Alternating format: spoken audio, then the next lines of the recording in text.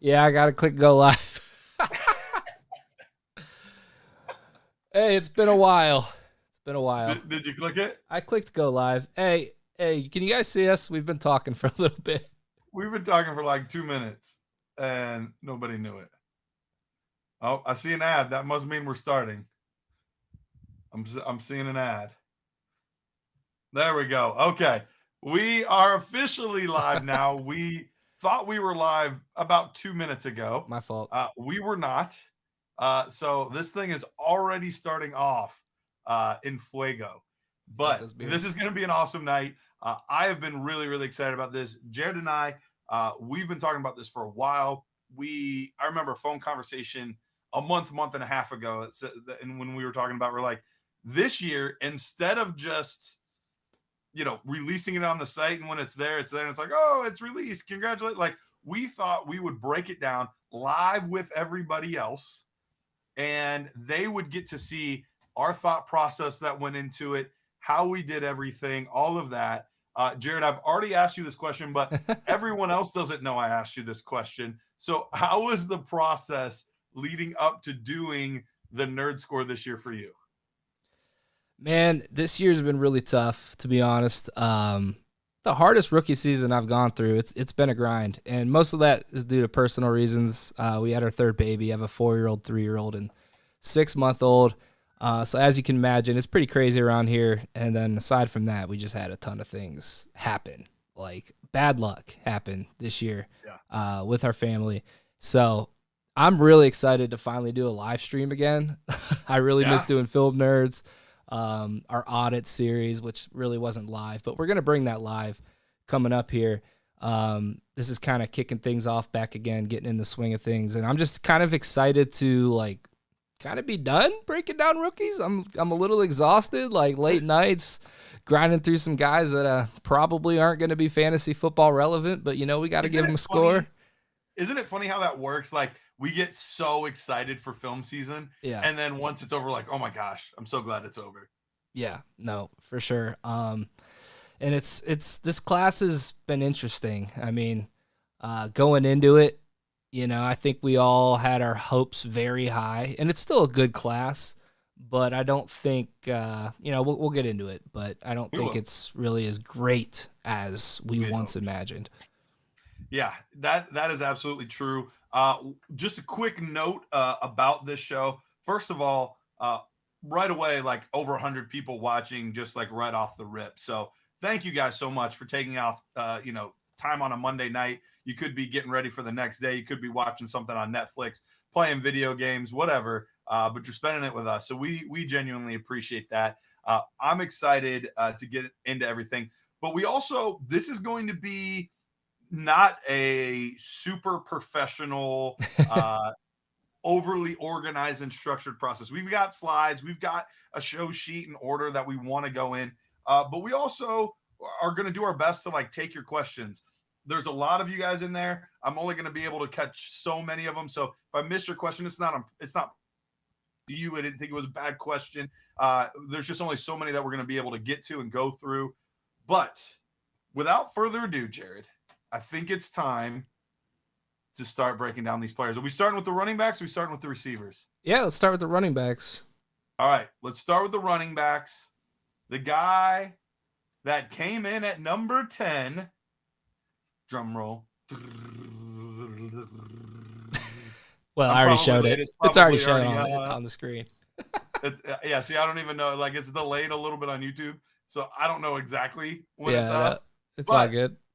It's all good. Zach Evans. Zach Evans comes in at the 10th spot on our Nerd Score. Now, some people might be watching this and saying, Zach Evans at 10? That is a travesty. He came in at roughly 5'11", 202 pounds. He did not run at the combine, but he did at the pro day, ran a 4.5, approximately. There's a few different scouts, a few different times, but roughly a 4.5. Jared, let's start with you. What stood out to you, both positively and negatively, when you watched Evans' tape? So going into the year, I was really high on Zach Evans. just some of the like highlights that you would see. I mean, the potential is clearly there. And even breaking down this year's tape, there were some plays that make you say, wow, like truly, like you can see that why he was such a highly regarded recruit. But the consistency was the biggest thing for him that really drove him down the more and more film you watched. I think he struggles a bit with processing just between the line of scrimmage, between the tackles, like which holes to run in. I don't think he gives consistent effort on a play-to-play basis. When he does decide to play hard, I mean, the physicality's there. He's got good size. I think he breaks tackles well. I think he does everything like pretty well. His lowest grade for me was a 5.5, and that was in vision. I'm sorry. Actually, I gave him a 5 in pass pro too. So I think he needs to pick up there. But I mean, everything else across the board was pretty good. So if he can really work on his and meet his potential, like I do think he could have some fantasy football relevancy, but I do think he's going to end up being late day 2, early day 3 pick. So I don't think the draft capital is going to be great, but that's not really what we're assessing here. It's strictly a film score. This is not like our final rankings by any means. What about you, Garrett? Right. And one of the things that surprised me a lot was that he weighed in at 202. First of all, he wasn't going to do any of the drills at the combine. So if anything, you would have thought he would have weighed more than we would have expected, because he doesn't have to run right after that. So why not bulk up and be bigger for your weigh-in? So the fact that he came in at 202 really surprised me because he was always listed as higher than that. At his pro day, he weighed in a little more than that. So that was one of those things where, I wonder too how well some of these guys prepared. Like some of these guys, you can tell they prepared for the combine. They were ready for the combine. And other guys, it's like, oh, it happened and I was physically present. And I wonder with some of that with Zach Evans, a guy that started out at TCU, ended up transferring to Ole Miss, and he always ended up sharing a backfield. I know that's always been kind of a knock on him, but we've seen other players do that. So I don't think that's a death sentence. We've seen, a lot of guys that have shared backfields. We actually have, 2 guys in this class in Roschon Johnson and Bijan Robinson that shared a backfield. We saw Javonte and Michael Carter a couple years ago. We back in the day, Cadillac Williams and Ronnie Brown, like we've seen these things in college happen before. So it's not a death sentence. But you do wonder in the back of your mind, like why he didn't get the shine. And you're right. One of his lowest grades for me, he got a 5 out of 10, which puts him below average of an average NFL running back. Because what the baseline that we set for average NFL running back. Now that doesn't mean an average starter. That just means an average running back. So we're talking about probably the average guy is a second stringer, roughly, right? Yeah. So the average NFL running back, a second stringer, his vision is even below that guy on average. So, that is something that isn't really easily taught. It's possible, but that is one thing that I do worry about. Some of his instincts, ability to be able to read holes. But you're right. There were a lot of other like 7s, which would put him like a little bit above your average second string running back, with contact balance, burst, game speed. Like there are a lot of things like that were just a little bit above your average guy. Look, he hits the right situation, the right coaching staff. There's enough raw tools there that he could develop into something more. But there were things that were lacking a little bit on tape or didn't wow me to the level of some of the other guys. So that's why he ended up at 10. Yeah, all right. For sure. I just want to say, what up, Gator? What up, Just Josh, Holsey? Good to see you guys. Just answering a couple questions here. Just Josh said, wasn't he rated much higher at the beginning of the year? And for me personally, going into the season, I thought he might be a top 3 back coming out after this year. I was like, oh, he's pairing up with Lane Kiffin and Ole Miss. Like he's really going to open up the offense. It's going to allow him to have bigger holes to run through, and it just didn't work out this year at Ole Miss. I think they definitely struggled at quarterback, and that didn't that didn't do anybody any favors in that offense. And then they had the freshman running back Quinshon Judkins emerge, and he looks pretty good too. So, and it didn't really align like I thought it would, and the tape definitely didn't justify what I thought coming into the year. Yeah, and there's a couple guys in here that we had earlier on in the process, we had them much higher. And then when we really dug into the tape, we were like, oh, just kidding. Like one of those guys that we would have assumed easily made our top 10, probably top 5, was Sean Tucker.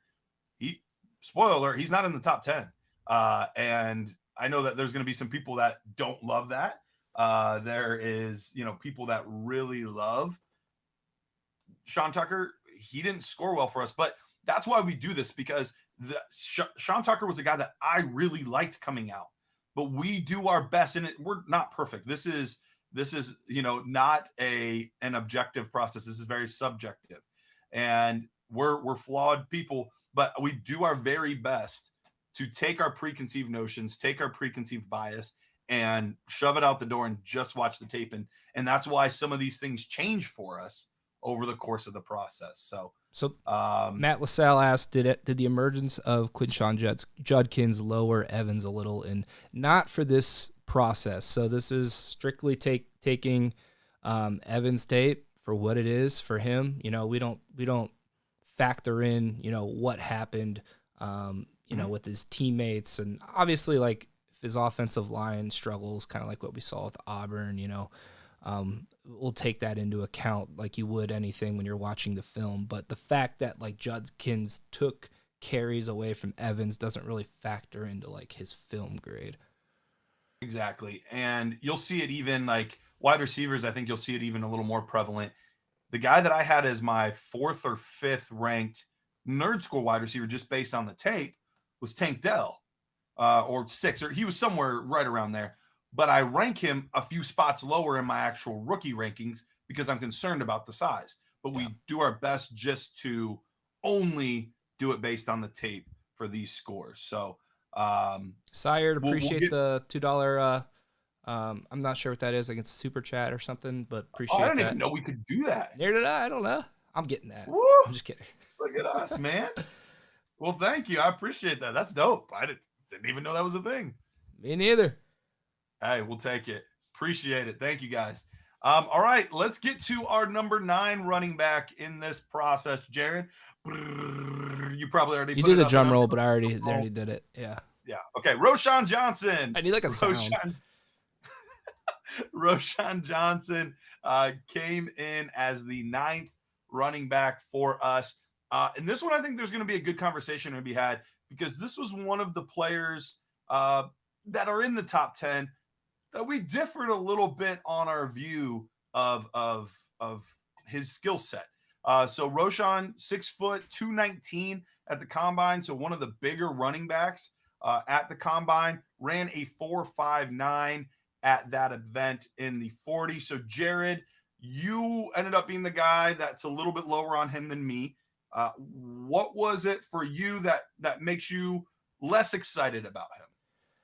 So for me with Roschon, I'll just say up front that in my rookie rankings, I do have him like a little higher than what his tape grade came out to be, because he's the type of back that I would like because of his size, and I do think he has good athleticism for his size. He's able to catch passes, but I do think that he just doesn't look like a natural running back when I'm watching him. I think he struggles to make people miss, like with his elusiveness. I gave him like a 4.5 in elusiveness. So I know that definitely brought him down. I'm not sure where you had him there. He runs pretty upright. He has high pad level, which I think hurts him in the ability to break tackles, and it will hurt him at the next level. But he is a very good pass protector, so that is going to get him on the field. I wouldn't be surprised to see him get day 2 draft capital. What did he come at for you? So he came out at a 73.05, where you had him at a 69.35. Nice. So that was the difference there. We were about 4 points off in our evaluation. And one of the ones that you said, elusiveness, was that the one that you were really concerned about? That's his lowest mark for me. We agreed on the pad level. I had a 4.5 for him at pad level. I do think he's a much more upright runner, so we didn't disagree at all there. But I had him with a much higher elusive rating than you did, and similar to the last guy we talked about, Zach Evans. He doesn't have any score, with the exception of one where it was like, whoa, that's a really good score. But a lot of 7s and 7.5s across the board for me. The one where he really stood out to me is his physicality. I think he's a very physical runner. I think he's a great downhill runner, a guy, and you mentioned it, NFL teams like that. They like that guy for between the tackles, on the goal line, short yardage situations, or even just end of game, grinding the clock out type of stuff. I thought he would have been, before they ended up getting Harris, I would have really liked him in Buffalo. I thought he would have been like a good fit there with James Cook. I would have liked that. I also thought he could do some things in the receiving game. He was really solid in pass pro, actually tied for the highest score for me in pass pro in the class. So there's a lot of little things that Roschon Johnson does that I think endears me to him a little bit more than he does you. But I will say this. I do think his fantasy ceiling is a little bit capped compared to some of these other guys. He's a handcuff guy, I think. Yeah, I think he's a much safer. Madison. Yeah, exactly. Which he's carved out a nice career, and actually he might end up being the lead back in Minnesota. We'll see what happens with Dalvin Cook during the draft. That could be really interesting. But even though his score is higher than some other guys, there might be some guys below him that have a little bit more excitement, a little higher ceiling, something like that. So 71.2 for his score. Anything in the chat that I'm missing, Jared, that you want to touch on? No, just people going back and forth on Roschon, who likes him, who doesn't. So sure. let's move on to our next guy here. I think I got the order correct. The next one's Tank, right? Yep. I pressed the button. Tank. You press it. All right. The next one's Tank Bigsby, 6 foot tall, roughly, 210 pounds, ran a 4.56 at the combine. However, he was 5 pounds heavier and ran the 40-yard dash in almost over a tenth of a second less at a 4.45 at his pro day. So take that for what it's worth. We know those numbers don't always match up perfectly. So here's the first one. So running back number 8 for us. Mm-hmm. He's the first one here that meets our threshold that we didn't know we were developing. That's right. But just kind of happened. Can you kind of explain that, what I'm talking about?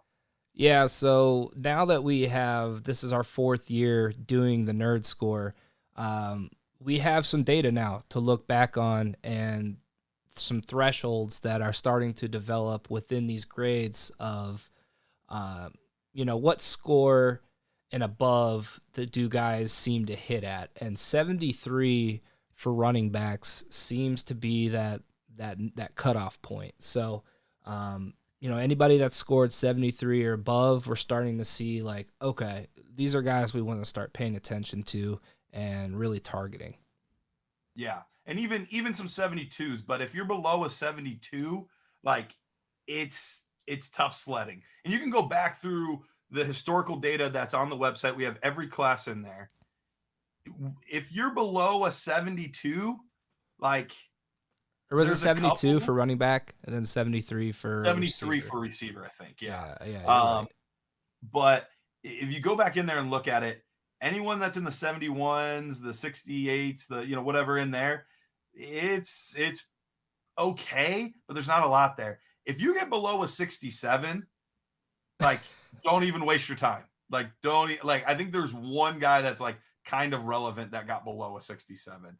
That was AJ Dillon, because we hated him the first AJ Dillon. We had Antonio Gibson pretty low too.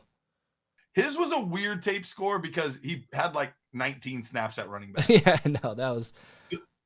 Give us. I don't even know that we should have graded him, to be honest. Yeah.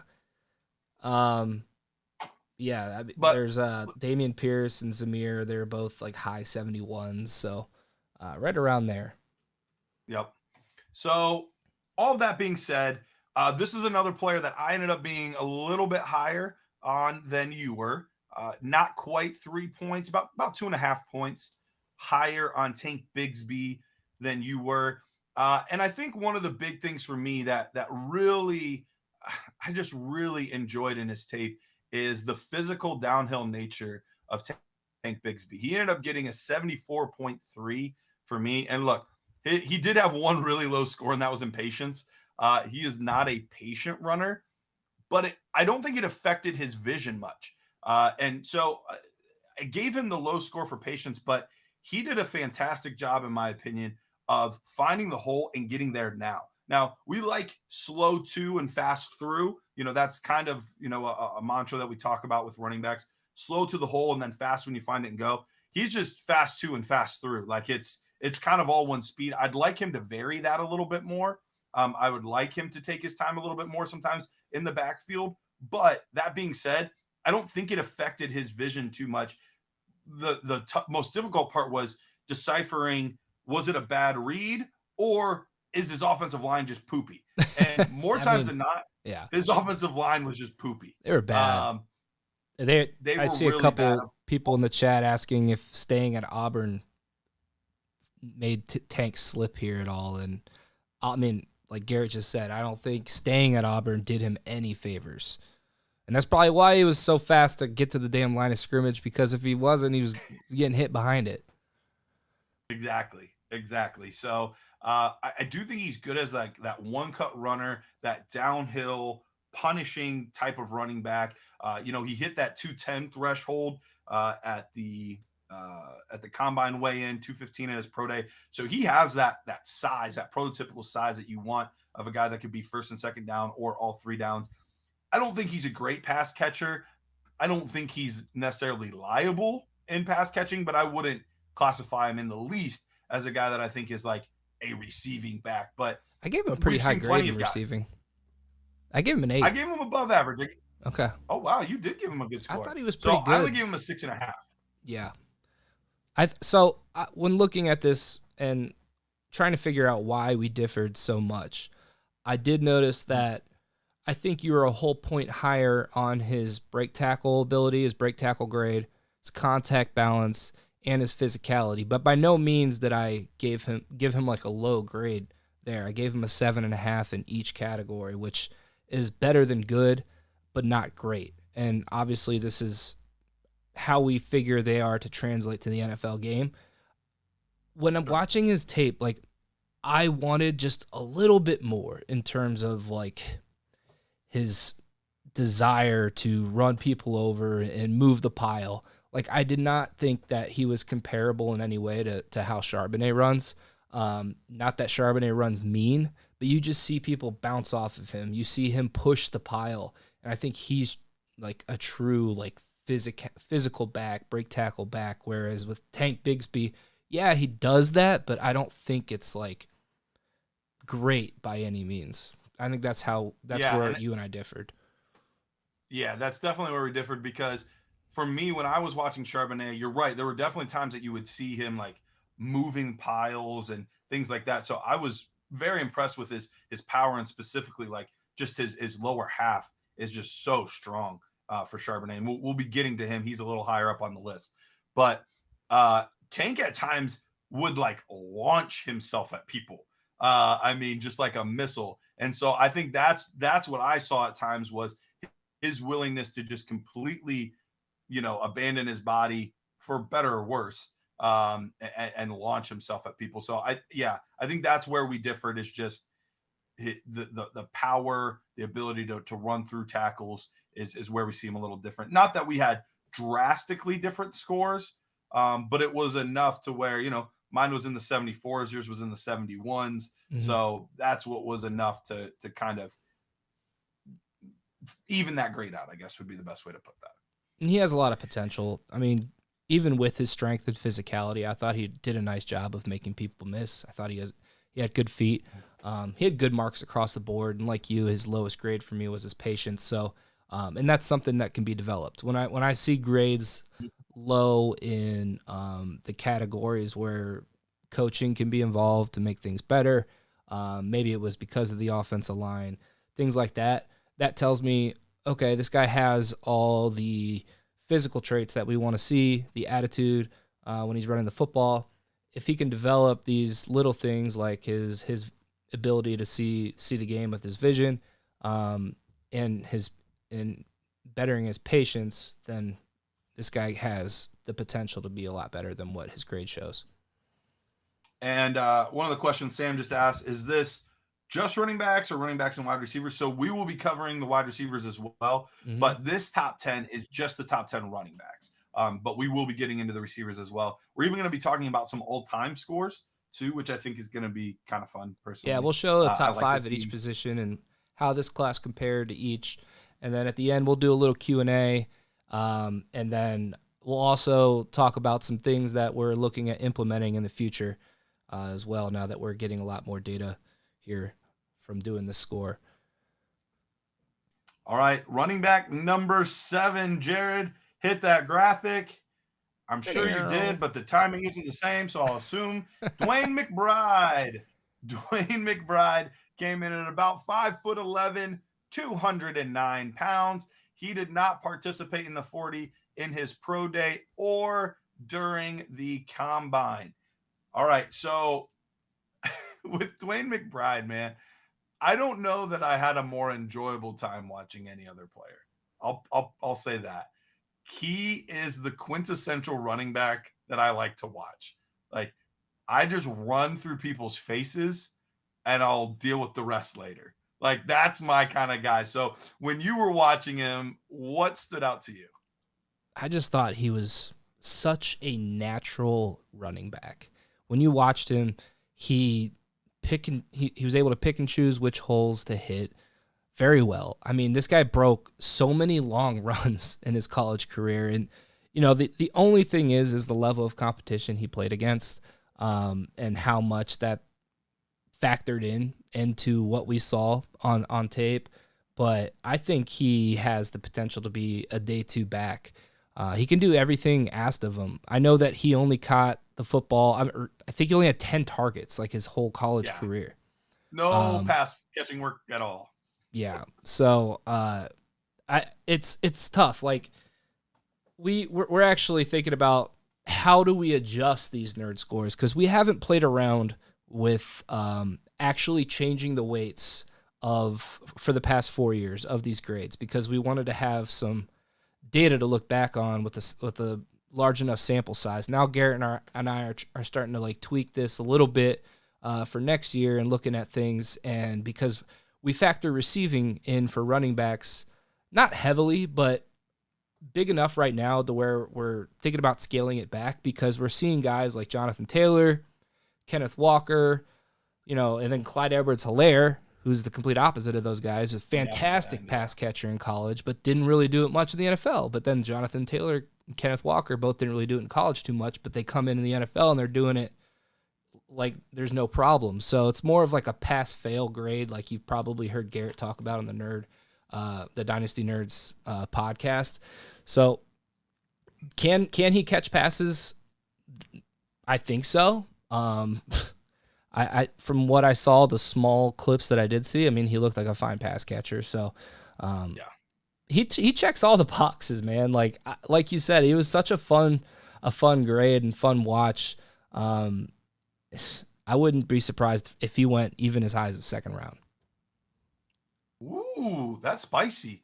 I love He's that. He's good, man. He's got the size too. He does. The only real negatives, you already mentioned the pass catching, which is definitely something to monitor. I thought his vision was like a little bit lacking at times. I thought, he could make some better decisions despite being a very patient runner. I don't know that he always read the blocks as well as he could, but he made up for it with I'll just run you over. I'll run through you. I'll, whatever. Like I'll make it work no matter what. I'll make the decision a correct one, even if it wasn't originally, which I love seeing out of running backs that are able to do that. His break tackle, he got a 9.5 for me. his physicality and power, 10. I gave him a 10. Like, I can't remember the time I've seen a running back more just doling out punishment like they get extra credit points for it. I've not seen that at all. Give him a 10? It was wild. I didn't know that. Yeah, I gave him a 7.5. What? You gave him a 7.5? Yeah, I gave him a 7.5 there. I thought it was good, not great. So maybe I'm gonna have to go back before Thursday and look at that. 10? I mean, I don't hand out 10s, dude. I don't know. I've handed out like 2 or 3 10s over the last 4 years for anything. Well, to be fair, this is the only 10 in my running backs this year. Was this number? Okay. So it's not like I gave out a bunch. Yeah, it's the only one. Before Thursday night, I'm gonna go back and watch more McBride. Not that I have him low. I mean, I have. Right. Yeah, obviously, he's got a good grade for us. As well. Yeah. Yeah. The biggest thing here is the level of competition. Like, I could be way off with the round 2 draft projection. Like, maybe these NFL guys are seeing things. Well, obviously, they're privy to way more information. So. Way more tape as well. So, yeah, he did not have a great game versus LSU. And Kai mentioned that in the chat. And, hey, Tristan, appreciate the $2. Garrett, that's for you. Oh, thanks, man. Oh, for UNC. Let's go. Terrible. Go Tar Heels. It's the program league. That would take like a whole nother show to explain what that is. It's so complicated. It is so complicated in the best possible way, but very, very complicated. So McBride's are RB7. RB7. Let's get to the last RB of the first group. RB number 6. It is Kendre Miller, 5'11", 215 pounds, out of TCU. Another guy that did not run the 40 at all. This one was a little switch for us. We've talked about a couple guys that I ended up being a little bit higher on than you. This one's switched here. So, Jared, this was a guy that you really liked, honor of Rich Dotson. This is a guy that you were a little bit higher on than I was. This is where Zach Evans was originally.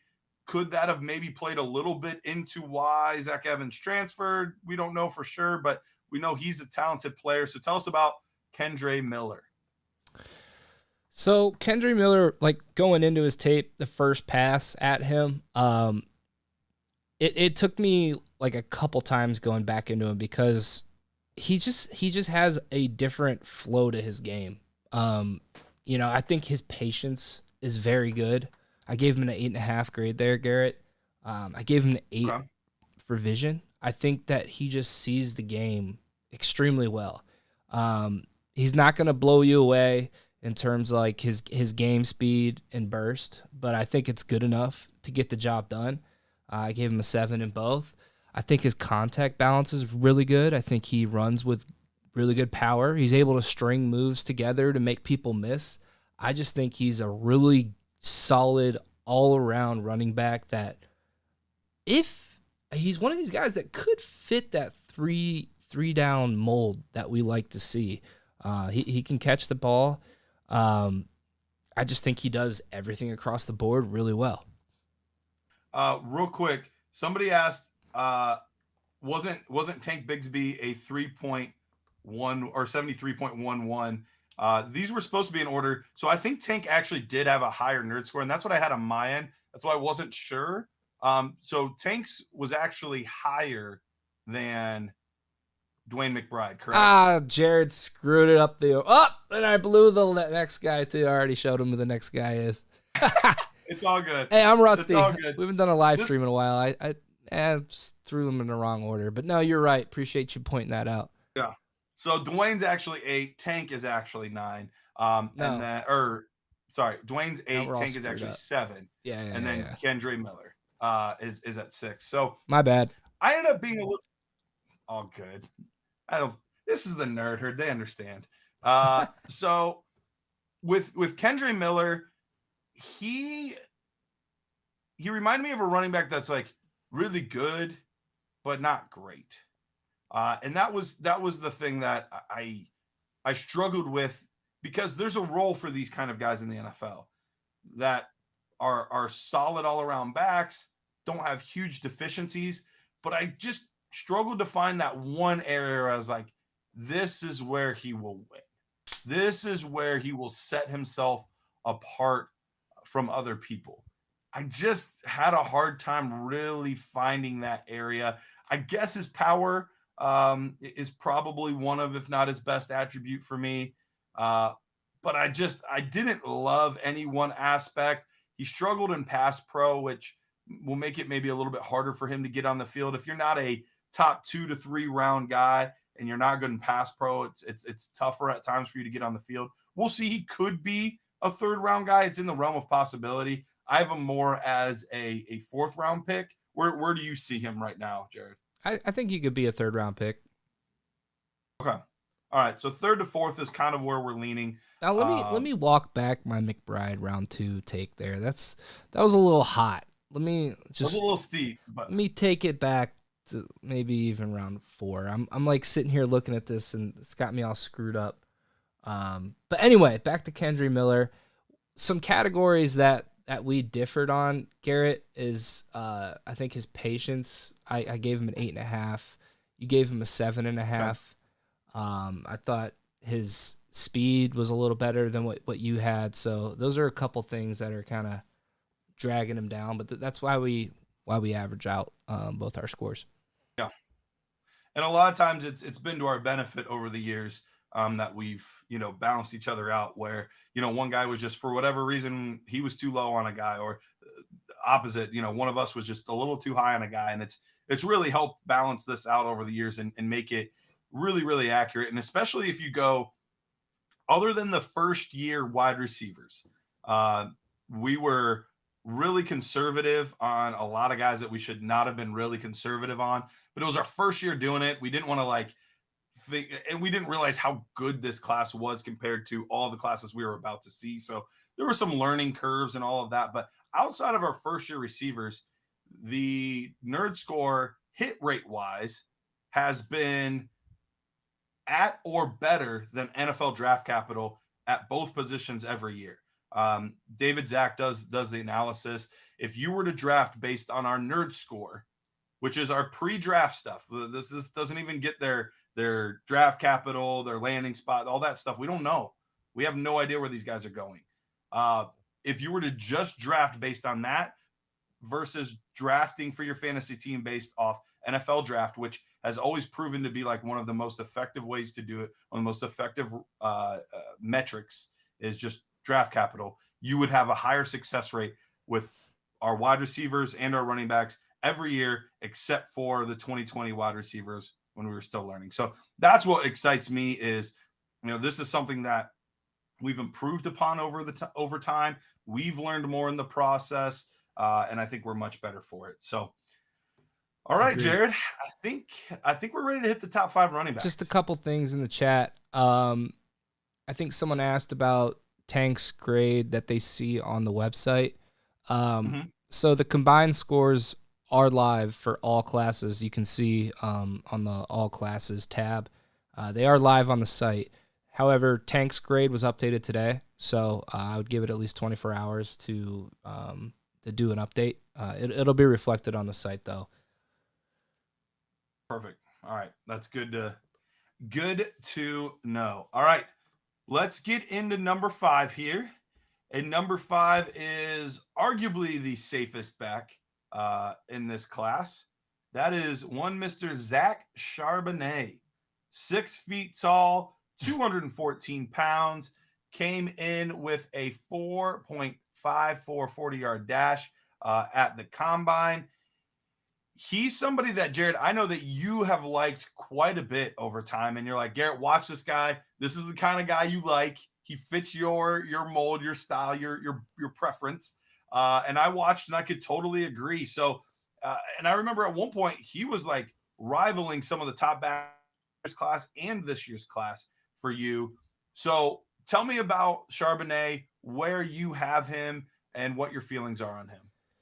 Yeah, so going into the rookie draft process last year, we thought that he might be declaring for the draft. So I was doing just some breakdowns, trying to get ahead of it. And I did Charbonnet, and I was very surprised. And at one point, I think I proclaimed him RB1. Obviously, Brees Hall, even if Charbonnet was in that class, would have been RB1 for me for sure. But I really, really like his game. He always generates 2 to 4 extra yards after contact. I think he understands angles very well at the point of contact. For such a big guy, he navigates through traffic extremely well. He's one of the only big running backs in this class that could project to be like a true workhorse. Did that surprise you? Did that surprise you he came in at 214? Because I was expecting almost 10 more pounds than that. Yeah, that surprised me for sure. I think he plays bigger than that. I agree. I totally agree. Yeah, and dude, I step on the scale 2 weeks ago and I'm 10 pounds heavier. You know, I mean, obviously these guys are professional athletes, but right. I think we put a little too much weight to what the weights we see at the combine. I mean, some guys are trying to put weight on, some guys are trying to cut for obvious reasons. You know, and you got to take it with a grain of salt. You know, what's their play weight? We don't officially know, but from what I see on tape, he carries a little more on his body than 215, in my opinion, when you watch him play. But, you know, aside from his physicality and his power, I think he has really soft hands, too. He catches the ball really well. Yeah, surprisingly. You know, he's not the most shifty guy, not the fleetest of foot. But like I said earlier, I think he navigates through traffic really well. And another guy that did that in the past was Javonte Williams. I thought he was so good in between the tackles, navigating traffic, you know, within that front seven. So what about you, GP? Yeah. So my struggle with watching Tank Bigsby was the complete opposite of my struggle watching Zach Charbonnet. Zach Charbonnet's offensive line was so good. He had a really good offensive line. And I don't know if anyone consistently had better holes than Zach Charbonnet had. So that made it tough at times to really evaluate his vision, because yes, he found it, but you would be blind not to see the hole there. It's massive. So that made it a little bit of a more difficult grade for me. He did get below average in elusiveness for me as well. So you kind of touched on that. Game speed, pretty average. I think there, nothing special in that realm. But I think he has fantastic contact balance. Only 2 guys in the class had higher contact balance for me. I think that's really where he shines, that he can just carry guys bounce off of him. And there's going to be NFL teams that really like that, and that are really looking for that between the tackles grinder. But you're right. His hands were much better than you would expect for a guy of his size, and that profiles as a slightly smaller AJ Dillon type. I was really impressed with his hands. So while I would more project him as an early down back, it would not surprise me if he was one of the few backs in this class that ended up being a 3-down back. And I think that's what makes him one of the more safe prospects in this class. You draft him, you know a team's going to use him. He's probably getting good draft capital, that he can do enough things where that's going to score you fantasy points. And I just don't see it as a very likely scenario where we're looking back 3-4 years from now and we're like, man, we whiffed on Charbonnet. He sucks. What happened? It just feels like a very small probability to me. Yeah, he and Tank Bigsby had the highest pass pro numbers and grades for me in this class. So as far as keeping him on the field and passing downs, you know, he catches the ball well and he can protect. So I wouldn't be surprised if he's a 3-down back. Do you think he gets second-round draft capital? I think if anybody does, other than, Gibbs, obviously Bijan, we're projecting the first round, it would be him. I think that there's a couple other guys that there's an outside chance, but I would say I think there's a good shot that he's somewhere between 55 and 75. So I think he could sneak into the back end of the second round there. And then just some all-time guys that his grade is between or around. So he was graded a point higher than we had ETN and Cam Akers at. Even Kenneth Walker. He's below DeAndre Swift, Javonte. So I mean, he's in some good company there from what we've graded in the past. Absolutely. Absolutely. All right. Let's move on to running back 4. And I am crazy high on this player. I know you have, he ended up tying for my running back 2. He has an identical overall score as my number 2 overall running back. You and I actually have a similar score on him. You just ranked a couple guys overall. You gave them some better numbers than I gave to my guys. So Yeah. he ended up, what, 4th or 5th for you? He was 6th. I have 6th? Kendre Miller slightly higher than him.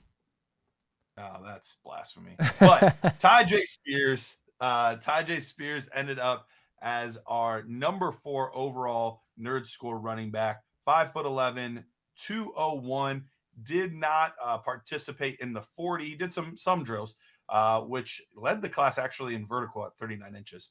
But he did not run the 40 at the combine. He did at his pro day, reported right around a 4.49. Some said 4.47. Some said 4.51. Like, it was kind of all over the place there, but right around that late 4.4s or 4.5 flat range there. So more than fast enough. I came away just enthralled with this player. You love him. I do. I truly do. I'm gonna get you. I got you a Javonte Williams hoodie. I gotta get you a Tyjae Spears hoodie. You might. There was a mock the other day. I think Peter tagged me in it. It was like Daniel Jeremiah or Mel Kiper. Somebody mocked him to the Broncos and was like, "What would you think of that?" And I was like, "I would be so sad and so happy at the same time." There's always one back in each class that you like fall in love with. It's true. It's true. I have a longing heart searching for that missing piece. Spears is that guy for me, which is funny because my guys tend to be more of like the physical bruising, contact balance, power type backs. Yeah. That's not Spears. No. That's not his game. Not at all. But watching him play, one of the highest elusive ratings I've ever given. I gave him a 9.5 for his elusiveness. Wow. Also quickness, burst acceleration, high numbers, which is not a surprise when you see that vertical that he had at 39 inches. Truly just an explosive player.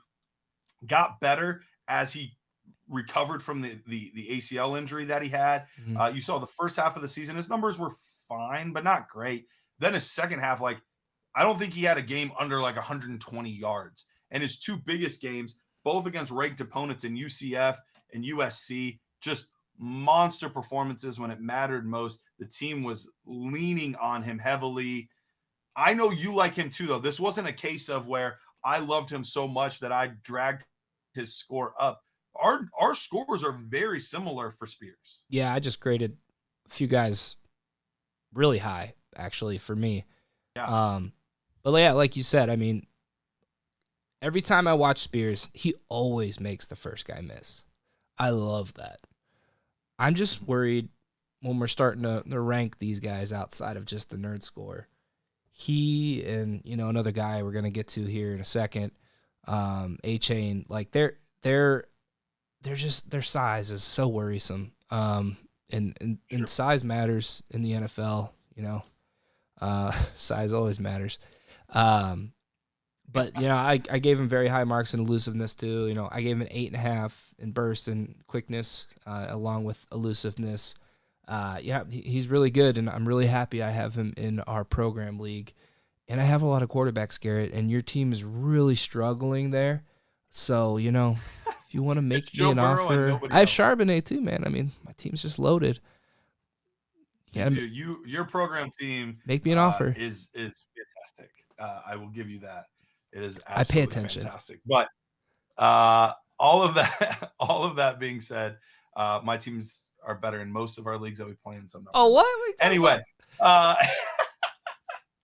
right. We can pull up the Dynasty GM right now. Hey, don't tempt me. I will. I'm gonna pull it up. And I'll share the screen later. I love Spears. I have a hard time. Look, I get it. The guy he's tied with for me, we'll talk about him in a minute too, is Gibbs. And I get it. He doesn't have nearly the pedigree high school wise. He doesn't have the big school. He doesn't have like the name cachet with it. But I think the way that and they don't win it the exact same way. One's more of a straight line speedster. The other one's more of a make you miss type of guy. But I really think his talent, his ability puts him in a similar tier as a Jahmyr Gibbs. So we'll see when it all shakes out. We'll see. This is a player that I am super curious as to what his draft capital is going to be. Yeah, like, as sure. a big fan, I could see it being at the end of the second round. But is there a world where he goes early fourth? That's in the realm of possibility.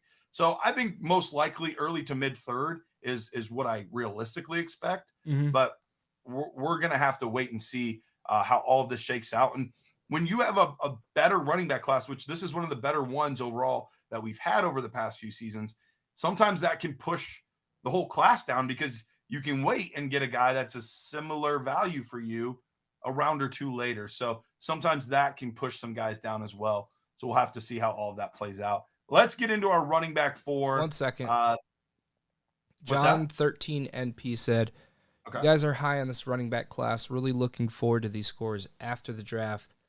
I'm not really sure exactly what you mean, but these grades do not change after the draft.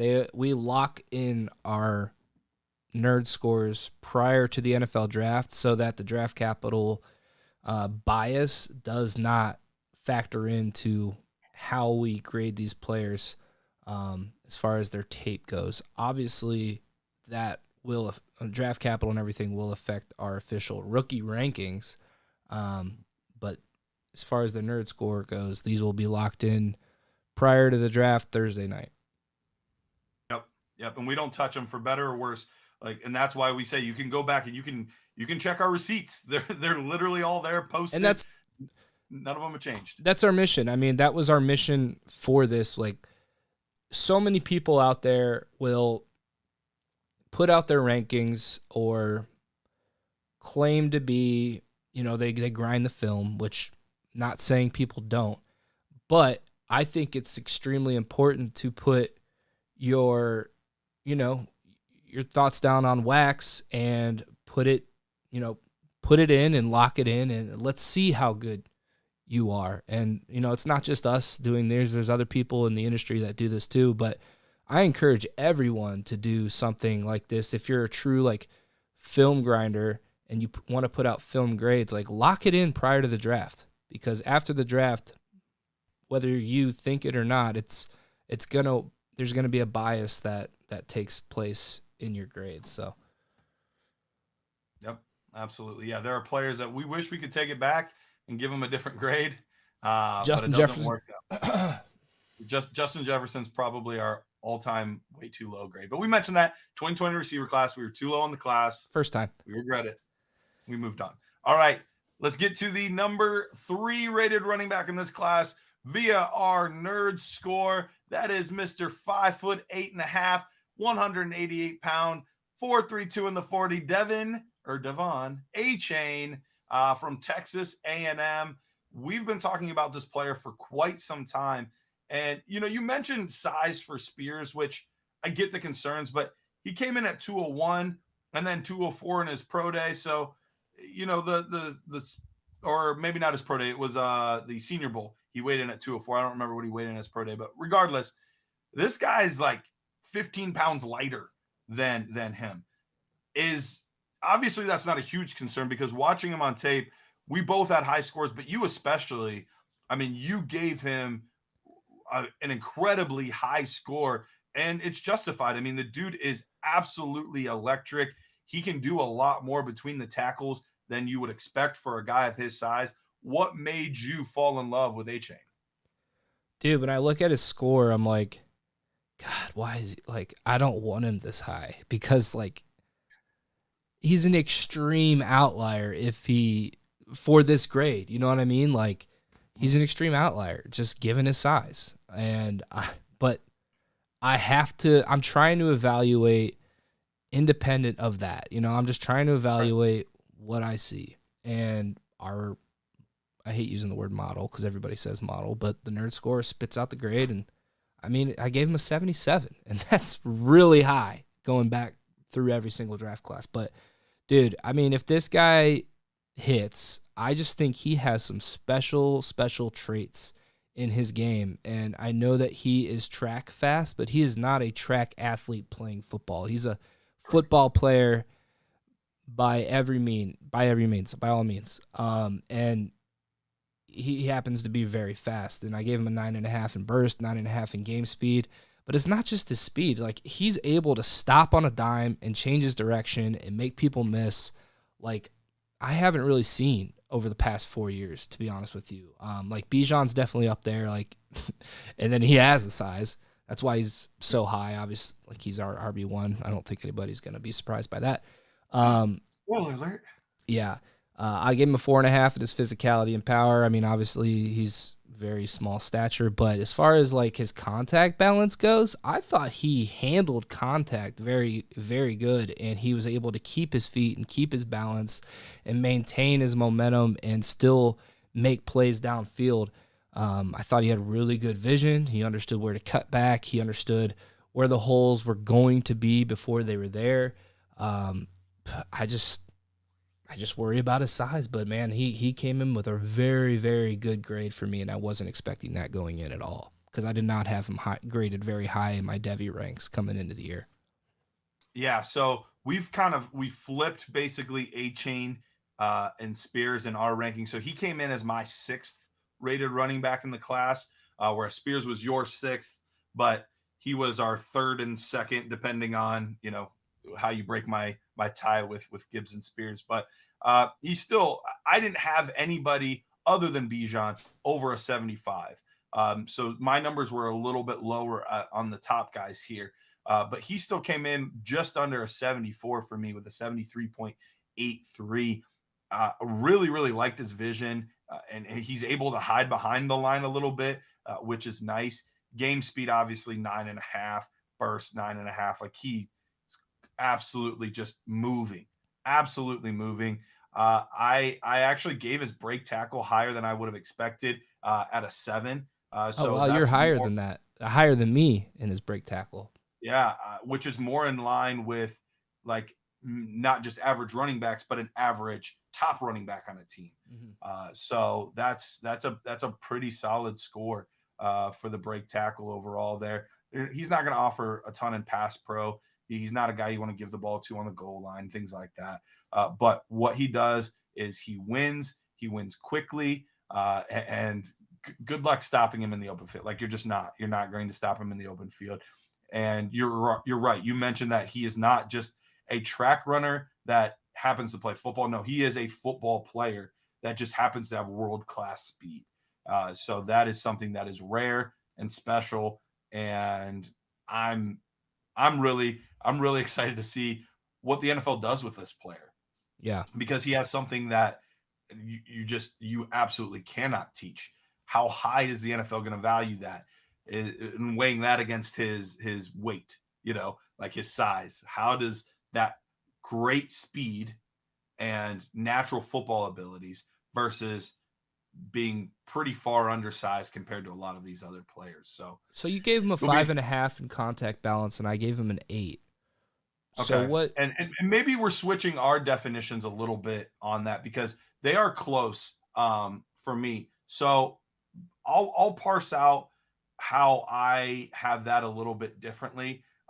Contact balance is, for me, when someone takes a shot, not just like an arm tackle, but when someone takes a shot, how well are they able to keep their feet? That's how I see it too.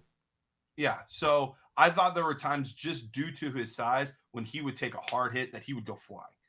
But I gave him a higher score in breaking tackle because I thought there were a lot of arm tackles that average running backs would get brought down by that he was able to shake off. So that's why I had that difference there, a 1.5 difference between those two. That was kind of how I saw it. Yeah. Just some questions here in the chat.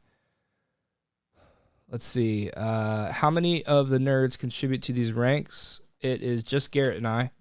And someone asked if Matt and Rich contributed to year one of doing these rankings. But, I mean, if you listen to the podcast, asking Rich to plug in numbers to a spreadsheet is like pulling teeth. So, no, just kidding. No, I actually want to get Rich and Matt involved in doing this. I think it would be good to kind of see where everybody ends up, even if they don't contribute to the actual score itself. Like, I think it would be good for it. I mean, I think this is good for anybody to do, not just us. I mean, hit me up if you're looking for a template. I won't give you like our exact formula, but I'll show you how we do it and the spreadsheets that we use and stuff, and I can more than willing to help out in that regard. Matt LaSalle asked if we have a historical comp for Achane. Is CJ2K an appropriate comp with the speed and potential? I mean, it's hard for me to nail down a exact comp for him. I think he's just such a different player. I think if you were to find a comp, CJ2K is an easy one because of the speed. Do you have one that you like? Sometimes one's just like they're obvious to me, and they come out and you're like, oh yeah, he is a lot like this guy.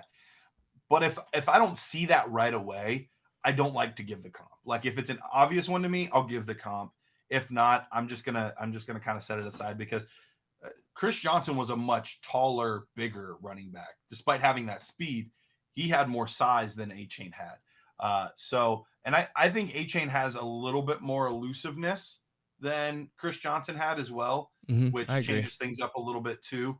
So it's, but I would be more comfortable in a power situation with Chris Johnson than I would have with Devon Achane. So, I can understand the comp, and I don't think it's a bad one. There's just no real obvious evident one for me. Yeah, if anybody has one, feel free to put it in the chat. But let's move on, Garrett. RB2. RB2 in the class. We're already an hour in. Yeah, after we get through these running backs, I'm going to pee. I got to pee so bad. All right, we'll get through the running backs. We'll have Jared go to the bathroom. But I told him, I was like, dude, I have no idea how long this will take. Maybe it'll be 45 minutes. I know, we're an hour in. Hours. And he's like, dude, I hope it's not 2.5 hours. Yeah, we're on pace for that. All right, so looking at the RB2 in the class, we are at Mr. Alabama, Jahmyr Gibbs, 5'9", 199 pounds, ran a blistering 4.36 in the 40. Now, I said Mr. Alabama. He didn't start at Alabama. He was at Georgia Tech originally, and he was kind of on the Tank Bigsby ride where we think he's good. We think he's a talented back, but here's this really bad team that is getting the tar beaten out of them regularly by SEC opponents. So it's really hard to gauge how good this guy is. But he did what I kind of wish Tank Bigsby would have done, and he went to a different school that could really showcase his talents and abilities. And I think that's what really elevated Gibbs this past season. So we're looking at somebody with great speed. I gave him a 9 for game speed, a 9 for burst and acceleration. And sometimes guys are fast, sometimes guys are quick. This guy's both. This guy has both the speed and the quickness that comes with it as well. So he can make some guys miss in the open field. But where he really wins and where he's going to excel at the next level is in the receiving game. I mean, we're talking about a great pass catching back, a guy that knows what to do with the ball in the open field, and surprisingly decent pass pro as well from him. I was pleasantly surprised with what I saw there. Not a very physical player, pretty average contact balance. He got a 6 for me. His breaking tackle was only 5.5. So he's not going to win consistently between the tackles. That's not where he's going to win. He might get, some carries there, but if a team drafts him and runs him 15 times a game between the tackles, they're doing him a disservice. That's not how he's going to be best used at the next level. He, like I said, it tied for the second best grade in the class at running back for me. He ended up with a 75.15 in this class. But Jared, you gave him an even better score than I did. So tell me what you like about Gibbs. Yeah, I gave him a 77.4. Again, another guy coming in with a 77, which is rare from the past 4 classes. I think he's one of the better backs that we've seen.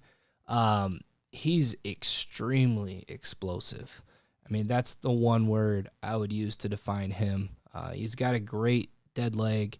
He's really good at making people miss. Like Garrett said, he can catch passes out of the backfield. I think he has a really good feel for like varying his speed too to throw off angles of pursuing defenders. He's really good at feeling through the first 7. I think he's going to be good in his own scheme. He has really fluid hips. There's not much not to like with Gibbs aside from his power and his physicality. I mean, he's another guy that, he does have a little bit of a size problem. So I don't think he's going to be a 3-down back. I mean, he could be. I mean, what do you think? Do you think that he projects as a 3-down back? Because obviously you want to be able to throw him the ball. No, but in today's NFL, you don't have to be a 3-down back to be effective. We That's see right. plenty of guys, Austin Eckler, Alvin Kamara, Right. guys that are not getting 15 plus touches a game on the ground. They're getting 6, 8, on a good day, 10 rush attempts in a game, but they're also getting 7, 8, 9, 10 targets a game. And that's how they're able to put up these monster fantasy seasons where they're, inside the top 5, sometimes even leading the NFL in fantasy points per game at the running back position. So yeah, that's where he's going to excel at the next level. So I really like Gibbs. So I know that we project him as a really good pass catcher at the next level, he's not going to catch passes at the next level. Right. That just seems to be. Yeah, they won't use him that way. Exactly. Because the NFL loves to hate us. Yeah, the guys that we've graded very low in receiving, they're probably going to be the ones that catch passes because that's just how it works, right? Yeah, that's how it works. That's how it seems to work. I don't know, man. That's why we're thinking about tweaking this thing in the future years, but we can kind of talk about that later. Yeah, we will talk about that later. All right, so this last one, no surprise, Bijan Robinson. Now, we have his graphic that is up, but, Jared, if it's okay, I'd like to skip to the next graphic because I think this is where it really hits home. So if you want to put up the all-time list, this is 4 years. This is since 2020, so this is our 4th class. All-time, Bijan Robinson stands far and away better combined individually. Like this year, I gave him an 82.1. Jared gave him an 83.58. So like individually combined, he stands far and away better than any running back we've ever done. Jared, give us real quick. And do you just want to put the whole slide up so you can go to the bathroom real quick? Yeah, they're all up. I'm going to pee. Okay. All right. It's delayed for me, so I can't tell. But all right. So Jared's going to go to the bathroom. I'm going to talk about these guys real quick. So this is our all-time combined nerd score top 5 at the running back position. So Jonathan Taylor came in at 5 with a 76.3. Breece Hall with a 76.4. J.K. Dobbins with a 76.5. Najee Harris with a 76.9. And as you can see, all of those guys really close, like all really talented backs. And there were a few below them that were really close as well. Javonte Williams isn't too far down this list. There's a lot of other players that would fall into this all-time great running backs as far as our nerd score goes. But that being said, so like Javonte Williams, Gibbs just outside there, Swift. So like there's some good players there. But Bijan Robinson, nerd score wise, was far and away the best running back that we've graded. Like not close. And I don't think this is a huge surprise. At least with this class, it's not a huge surprise. Like almost everyone, if not everyone, has Bijan Robinson as the top guy. But I think just the difference in score for him and other great running backs that we've already seen prove it at the NFL level. I mean, all of these guys, to some degree, have had incredible success. Now, we've been unfortunate with some injuries to some of these top guys, which has really, really sucked. But that's part of the process. We can't go back and change that. But we know talent-wise, we've seen it on the field from all of these players that they are some of the best running backs in the NFL, especially some of the best ones to come out over the past 3 seasons up to this year. So, Jared, thoughts on Bijan Robinson and just what makes him so special? He does everything good. I mean, and he has size. I mean, his elusiveness, his ability to make people miss, his ability to break tackles, his ability to go up and win contested catch situations. I mean, how often do you Wild. see running backs with that ability?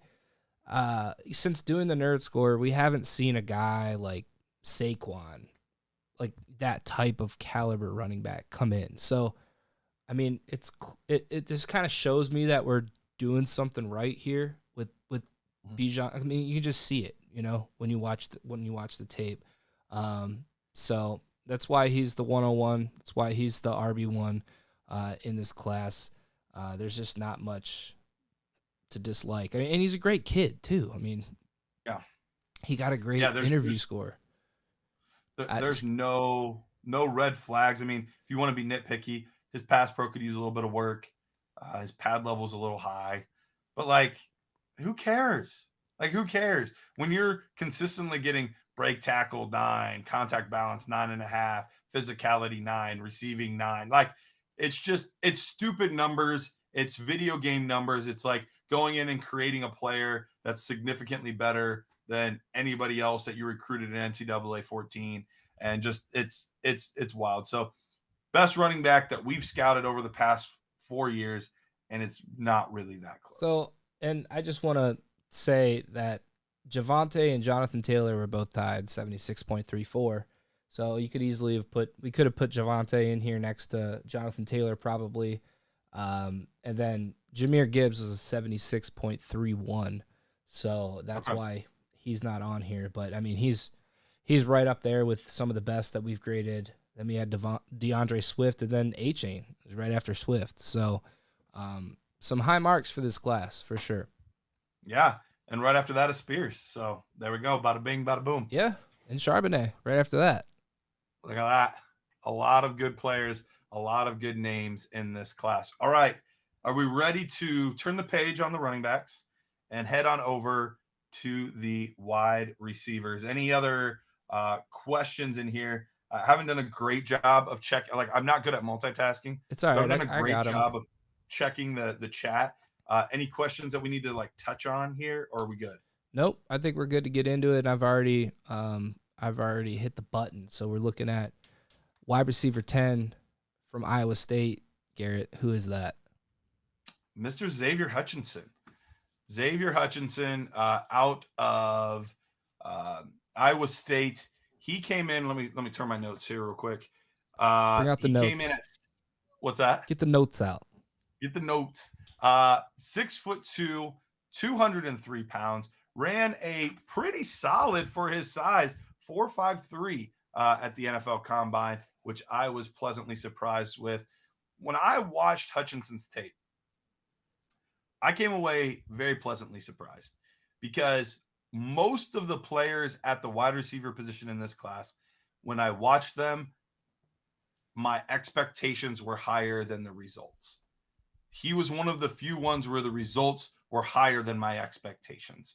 And so that was an enjoyable situation for me. And specifically, there were several plays. Like, I remember 2 where I audibly out loud was like, oh, wow. Like, when he made a catch, like, there were certain plays that he just made, just contorted his body, adjusted to the ball, and made some fantastic grabs. Look, he's not a true speedster by any stretch of the imagination, not a burner. He got below average marks on speed for me. So that's not how he's going to win. But for a guy of his size, his fluidity was what really impressed me. The ability to change direction, sink his hips, things like that. And that translates really, really well to the next level. And you combine that with his, in my opinion, well above average ball skills. That usually is a wide receiver that can have some success at the next level. Yeah, for sure. I thought, like you said, for a bigger guy, like, he sank his hips pretty well, and he was able to cut and make people miss a little bit. They threw a lot of wide receiver screens to him, and was kind of surprised. I wasn't really expecting that going in, just given the type of receiver that I thought he was. I don't think he's like, do I think he's going to be fantasy relevant? No, I don't. And that's just kind of like how I feel about this wide receiver class. Like, he's our wide receiver 10 in our nerd score. probably going to be around 10 for me in my rankings. And I just don't think this receiver class is great. I think he's like a wide receiver 3 or probably 4 on an offense. A guy that might stick around on a roster.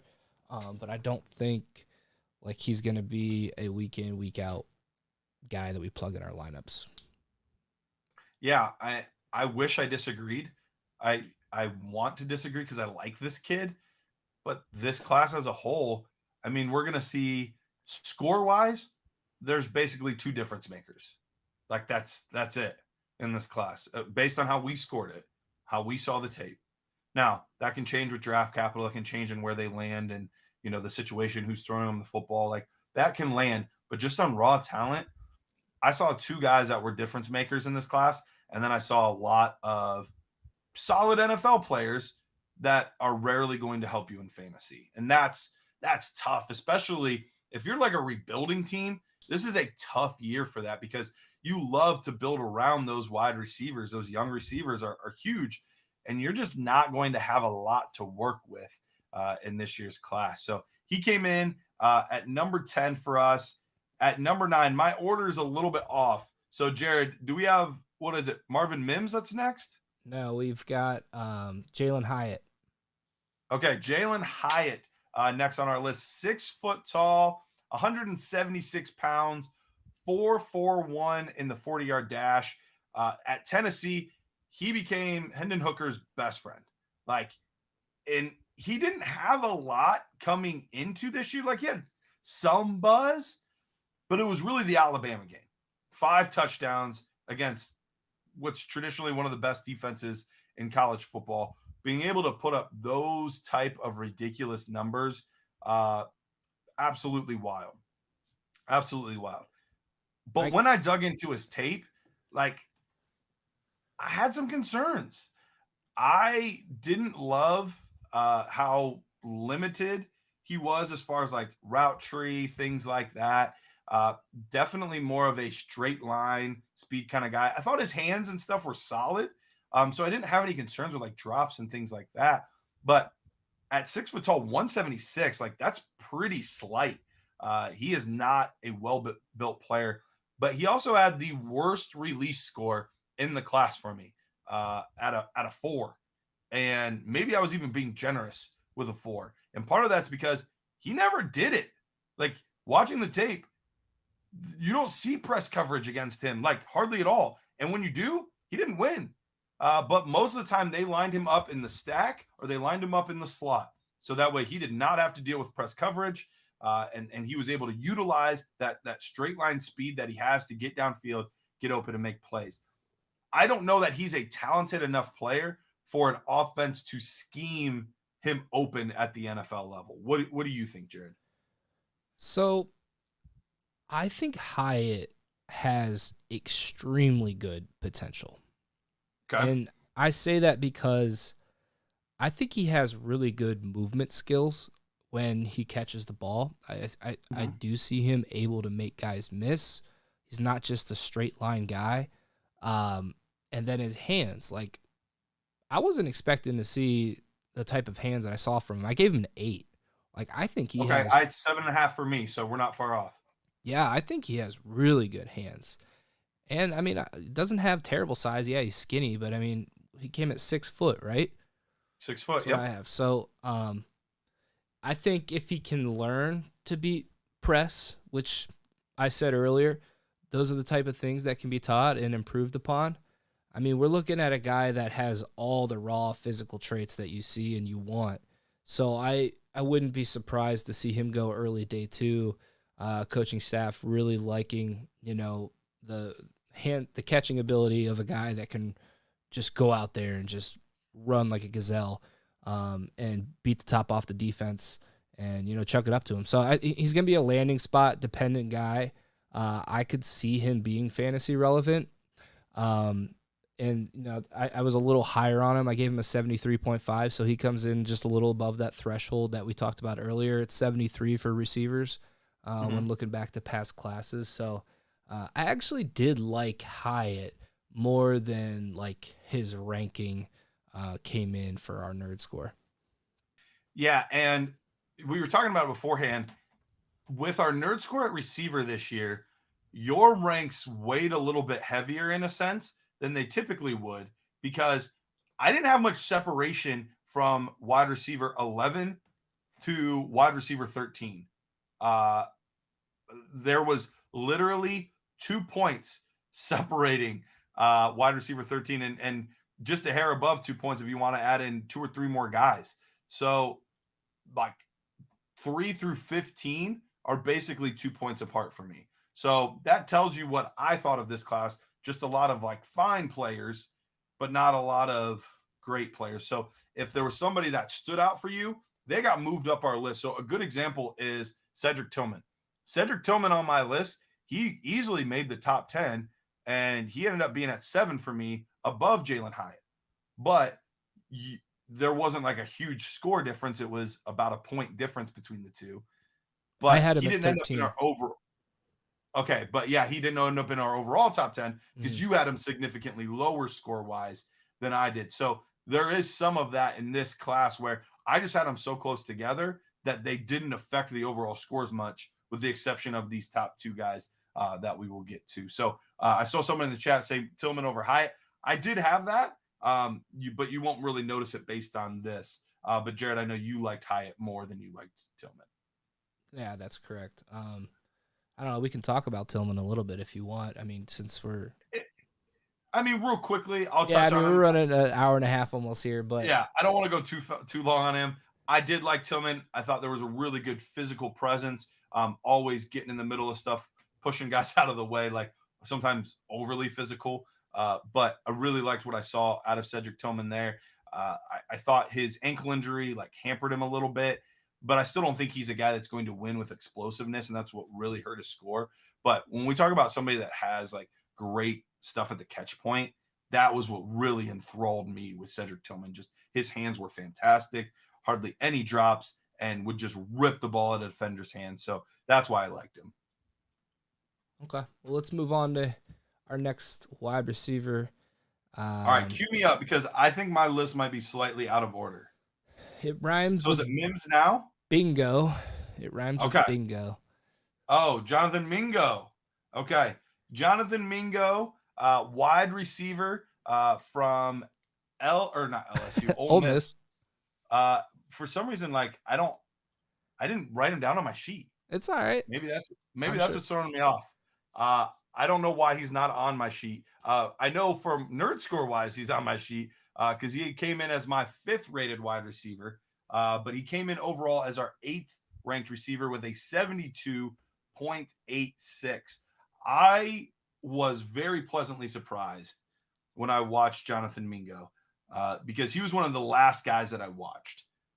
And he was somebody that was rising up boards for people. And I tend to be like a negative Nelly when it comes to some of that kind of stuff. Like, oh, he's getting popular. Everybody's talking about him. Let's find out where he sucks. And I didn't happen for me there.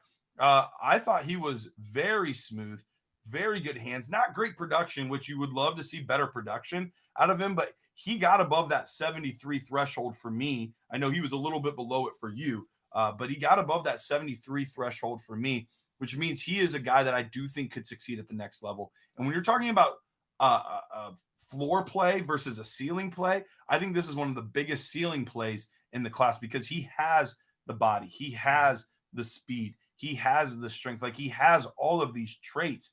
And we've seen that out of Ole Miss receivers. Like they're coached up well. There have been a lot of good wide receiver prospects out of Ole Miss. I think he could be the next best one. And honestly, if you told me at the end of the day he was the best receiver in this class outside of Jackson Smith and Jigba, I wouldn't be shocked if it ended up that way. I think there is a lot to like on film.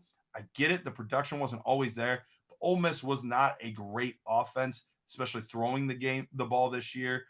Matt Corral, he went on to the NFL, and I think their passing game suffered a little bit. And they really leaned on Evans and Judkins running the football, so they didn't throw the ball as much as they did in the past. So, yeah, I really like Mingo. Yeah, I think he has really good hands. His ability to go up and make plays at the catch point is really good. I love his physicality. I gave him the highest physicality grade in this class. He's a menace out there, and he's always trying to take someone's head off. And they used him a lot as kind of almost like a tight end in blocking situations. So he's really good in that regard and springing big plays in the run game, which NFL teams like to see from the receivers. And there's not many of these guys in this class. So I'm willing to take a shot. I think I would end up like ranking him a little higher than what his nerd score grade came in at, because I do like these type of wide receivers more than the smaller guys. But and I do think he's able to separate a little bit. So there's definitely some potential here with Mingo. I like the buzz. I'm not sure how much I buy into it. I think he's a later. I think he might be like a round 3 guy personally. But I can see that. Yeah, he's right there on the edge. He's a 72.6 for me. Okay, yeah, I totally good with that. I have him at a 73.08 as my wide receiver 5. So let's move on then. Let me see if I'm getting it right now. If I'm back on track. Tyler Scott? Quentin Johnston. Man, I'm way off. I'm way off. All right. I don't know what happened. I was clearly reading. I can just announce him. It's all good. All right. Why don't you start announcing him so I stop looking stupid? Okay. All right. I like when you look stupid. No, I'm just kidding. You do like that. All right. Quentin Johnston. Yes, this is going to seem a little bit low compared to where a lot of people have this guy, because this is what our wide receiver is. This 7 or 6? This is wide receiver 7, but another guy that personally I think I'm going to end up ranking higher than where his grade came in because of the potential that is there. Exactly, and I couldn't agree more. We are basing this grade solely on the tape, and while I gave him some really good scores in release, in game speed, like things like that, ball tracking, I had some real concerns with his ability to, like, his ball skills, like just flat out, like his ball skills were severely lacking. Wait, did you see the video of him laying on the ground catching passes today, dude? No. Nah, it was just funny. I saw it on Twitter. Oh my gosh. They're like, you said Quentin Johnston can't catch? And he was just laying down catching passes. I'm like, anyway, continue. Well, congratulations that he can lay down and not move and catch passes. But regardless, if you turn on the tape, it's almost exclusively body catching. Like, he wants to catch the ball with his body at all costs. He does not like to get outside of his frame, which he could be a monster if he did that. Like, if he was able to go up and get the football, if he was able to extend out and get the football more often, he would be an absolute monster. His route running was just mediocre. There were some drops that were concerning. So on like the fine-tuned skills aspects of this, I had some real concerns. Reminds me of some of those really big athletic players that just don't have the raw skill set to be a great NFL receiver. A good NFL receiver, sure. If you want to put him in the Laviska Shenault range and roll and whatever, like, cool. But the hype and the probable draft capital would dictate that he needs to be more than that. Yeah. I gave him good grades in release, and I actually gave him a pretty good grade. I gave him a 7.5 in route running. I thought it was I gave him a 6. I was underwhelmed. Okay. I thought it was better than average. I thought it was pretty good. But where he really struggled, I mean, obviously, I think everyone that is lower on Johnston states it's his hands. And I will say, like, I don't think TCU did a good job of putting him in the right positions to win. And I mean, they exclusively chucked it down the field to him. And that is that is something that he is good at, but I would have loved to use that frame a little more at the goal line and give him more opportunities to run with the ball after the catch, throwing the ball at the line of scrimmage a little more.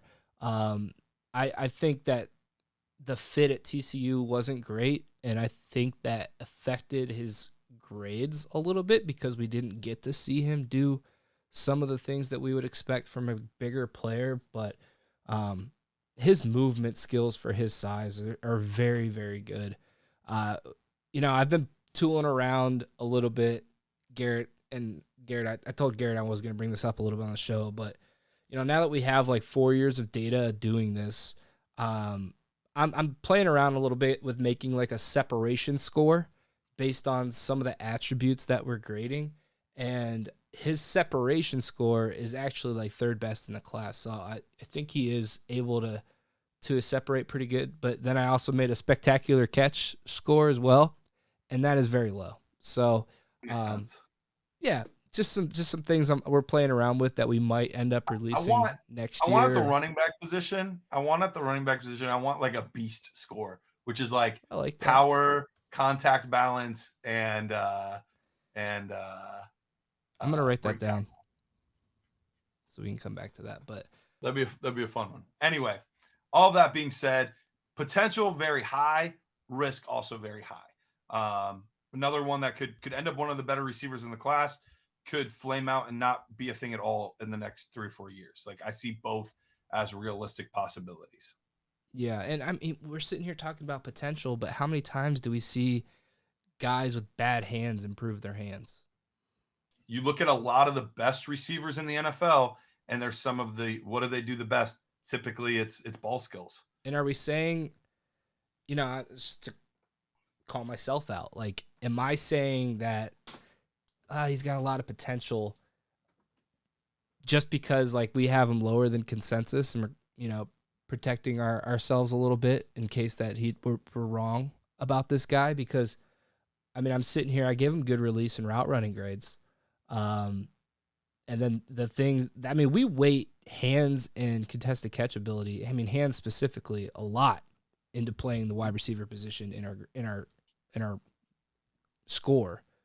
Right. So, I mean, if you can't catch the damn football, it's going to be tough. So, yeah, I don't know. It's tough, man. It's a guy that was very highly touted, and I was very underwhelmed. Yeah, and when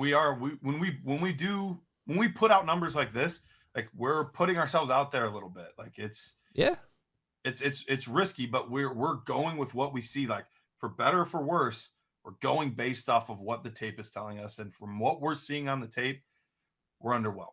So Let's get to wide receiver 6. Tell me who it is, and then I'll talk about him. Wide receiver 6 is Tyler Scott from Cincinnati. Okay. All right. Tyler Scott, Akron native. out of Cincinnati. He ended up coming in at roughly 5'10", 177 pounds, ran a 4.44 in the 40. I had to say that slow to make sure that I got the right amount of fours where they needed to be. Tyler Scott, I remember you messaging me when you were watching him, and I hadn't gotten to him yet.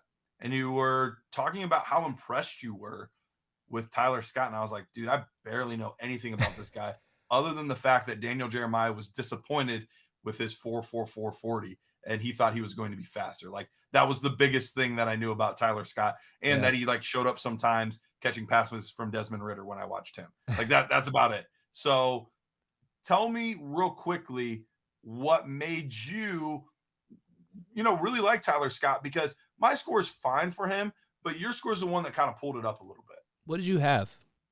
So I had a 72.6. We're not that far So it's not like we're drastically far apart. Yeah, I had a 73.6, but I guess I was so like enamored because one, he's from the 330, he's from Akron, right, which is 15 minutes up the road, and I just wasn't expecting to see what I saw. I mean, I thought he was a very good route runner, and he was a running back or an athlete coming into college. It's not like he's been playing the wide receiver position very long, but he showed a lot of nuanced things in his routes. I mean, he would flash his head back to the quarterback. I mean, he would get the hands off from the DB, and he just was able to win. And when it came to the catch point, he also surprised me. Like, I didn't see him drop many passes. I thought he was pretty good in contested catch situations, especially for a little guy. He had pretty good body control. Not the most physical guy, doesn't have the biggest catch radius, but he is able to go up and get the football. And then we get to his speed. Fast. I think he's faster than 4.44, like when you watch the games. I mean, he's pulling away from people. Really good burst, really good after the catch, makes people miss. So I like Tyler Scott a lot. He's just another one of these little guys in this class. So it's just, I think the next four guys are like all little guys that we have graded pretty good. And it's tough. It makes it really hard. And this year is going to be interesting to see like who ends up coming out and actually producing in fantasy. Right. And that's where, for us, even though we're the ones that produce these tape scores, that's why there is some nuance to them. And that's why we don't just solely go off of these for our rankings, because there are some things that change it for us. And size is one of those at receiver. And that's why, for me, I had Mingo at wide receiver 5.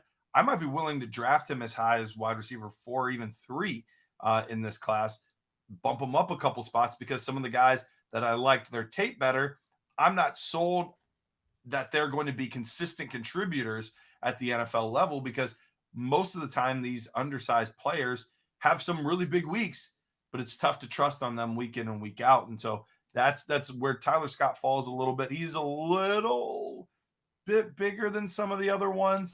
At least he crossed that 5'10" mark. Yeah. But that's being like generous for sure. So I did like him. I thought that he ran really solid routes for some. Let me put it this way. I think there's room for his routes to improve, but he made a lot of good movements in his route to get open already. Does that make sense? Like, I think that there is some nuance and things that could be added to his routes to make him like filthy. So I think there is some like good room to improve, and I would like to see that improvement out of him, but he's already getting separation just because of his quickness and his understanding of leverage enough to get himself open. So I liked what I saw there, but has a little bit of a hard time getting off the line at times. I'd like to see him get off the line a little bit better. Didn't have the best release score out of him, and he's just not a very physical player either.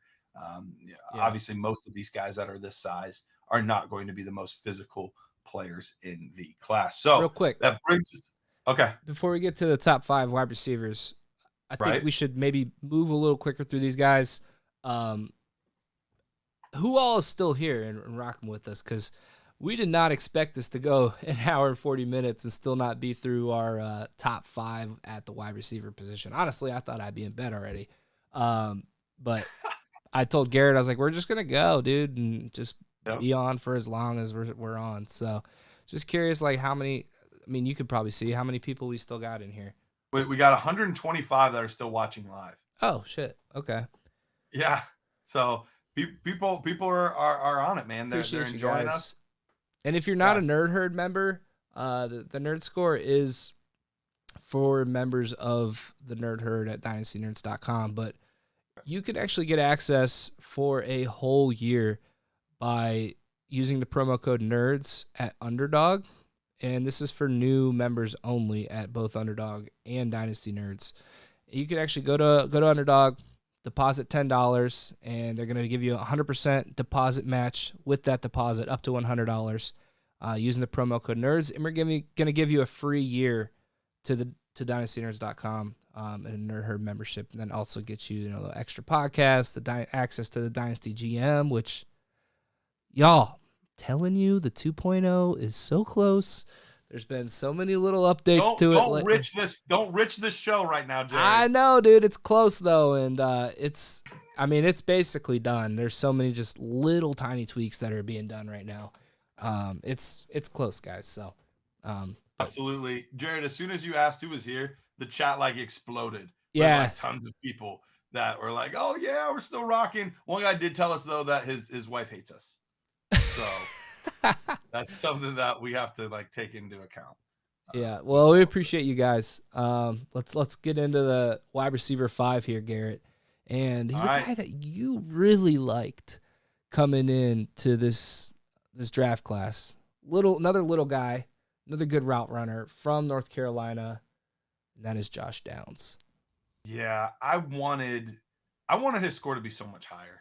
Like, I really thought when we were all said and done, he was going to be my wide receiver 2 in this class. And unfortunately, he did not end up as my wide receiver 2. He did end up technically as my wide receiver 4, although I might, like I mentioned before, I might draft Mingo ahead of him. But he came in, another smaller guy, 5'9", 171 pounds, 4.48 in the 40-yard dash. But man, I do not see the 4.48 when I'm watching him run. No, me neither. It was a very surprising He's borderline score. slow. Right. I gave him, let's see, what was my exact number? I gave him a 5 in game speed. Yeah. Like I didn't. I wish we never could put him in saw high heels. I never saw him break away from people. Dude, he plays like a big guy. He does. He plays like a big guy despite being like 5'9". But dude, his contested catch is awesome.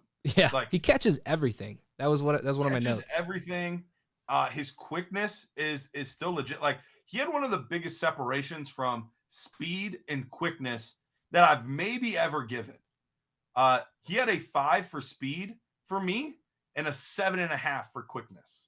Yeah, I gave him a 9 in quickness, 6.5 game speed.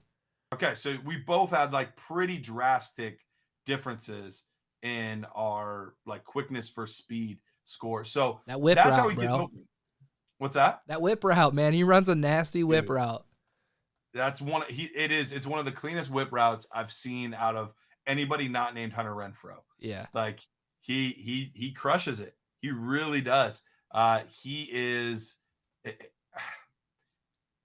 it's just hard to imagine this guy that seemingly, I know he tested better than we've seen, but the subpar athlete seemingly on the field be significantly fantasy relevant outside of just a ridiculous target share. Yeah. Dude, when we're grading Amon-Ra St. Brown, like I don't think we gave him like crazy athleticism numbers. I'm gonna go back here and check. I mean, I had a high score for Amon-Ra. I know. I was a big fan of his. Yeah, he had a 73.28 overall for us. Obviously, he's outperformed that, but he did cross that threshold. And I mean, yeah, we gave him a 7 for speed and 77.5 in quickness. So, I mean, just I'm talking like how Josh Downs was going to have to win at the next level, and it pretty much reminds me of how St. Brown wins currently. Right, yeah, and you would think I would have, because I can see some of the comps. I think St. Brown's bigger. He is than Downs, but I liked Amon-Ra. I think my score for him was like a 74 or 75. Like I gave him a good score, and not that I pooped on Josh Downs. I didn't. 73 is still fine, and it crosses that threshold that we talked about.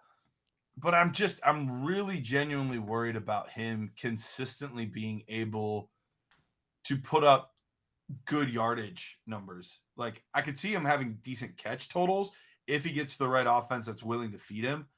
But I'm just like, that's a tough thing to bank on his targets, especially if he's not a round 1 guy, which I don't think he will be. I'm guessing probably mid to late round 2 is where I'm envisioning him. Where do you think he's going to go? Honestly, I think he's like early day 3. Really? You think he's going to fall that far? Yeah. I like his score doesn't say that, but like if I'm truly like my heart of hearts, like he's so small and I think he struggles like getting off the line and he's not that fast. He does win in other ways, but those ways I don't think are what's like how he's gonna win at the next level. And it's hard to like put into words really. But I see him more as like a round 4 guy. Yeah. All right. Let's move on to the next. All right. Next wide receiver 4 is Tank Dell from Houston. Now, Garrett, earlier I was kind of teasing the separation score that we came up with, or I came up with, I guess, that we're still tinkering with. This dude had one of the highest separation scores, I mean, amongst all the classes combined. He is 5th on the list in terms of separation score, right behind Devontae Smith. So it goes Jerry Jeudy, Jalen Waddle, Chris Olave, Devontae Smith. Obviously, the score is doing something right here because those guys are all guys we know that can separate, and then Tank Dell's right up there. So since I've already kind of done the introduction, I'll just kind of get right into it because I think my grade for him was actually yours was higher than mine because he came in as my wide receiver 6, and I think he was like 3rd or 4th for you. He was 4th for me in terms of like the score. I would probably knock him down a little bit in rankings, but I'm probably going to be higher on him than most because I have his route running graded at a 9, his release is an 8, and he catches the ball very well. And then he's so damn fast and has such good burst. I think, the NFL wants these guys that can create separation for their quarterbacks, and I don't think he plays like a traditional, like, smaller guy. I know he's tiny. And he's an outlier if he hits. But isn't our job to identify outliers? Isn't that why we're doing this? Right. That we're trying to.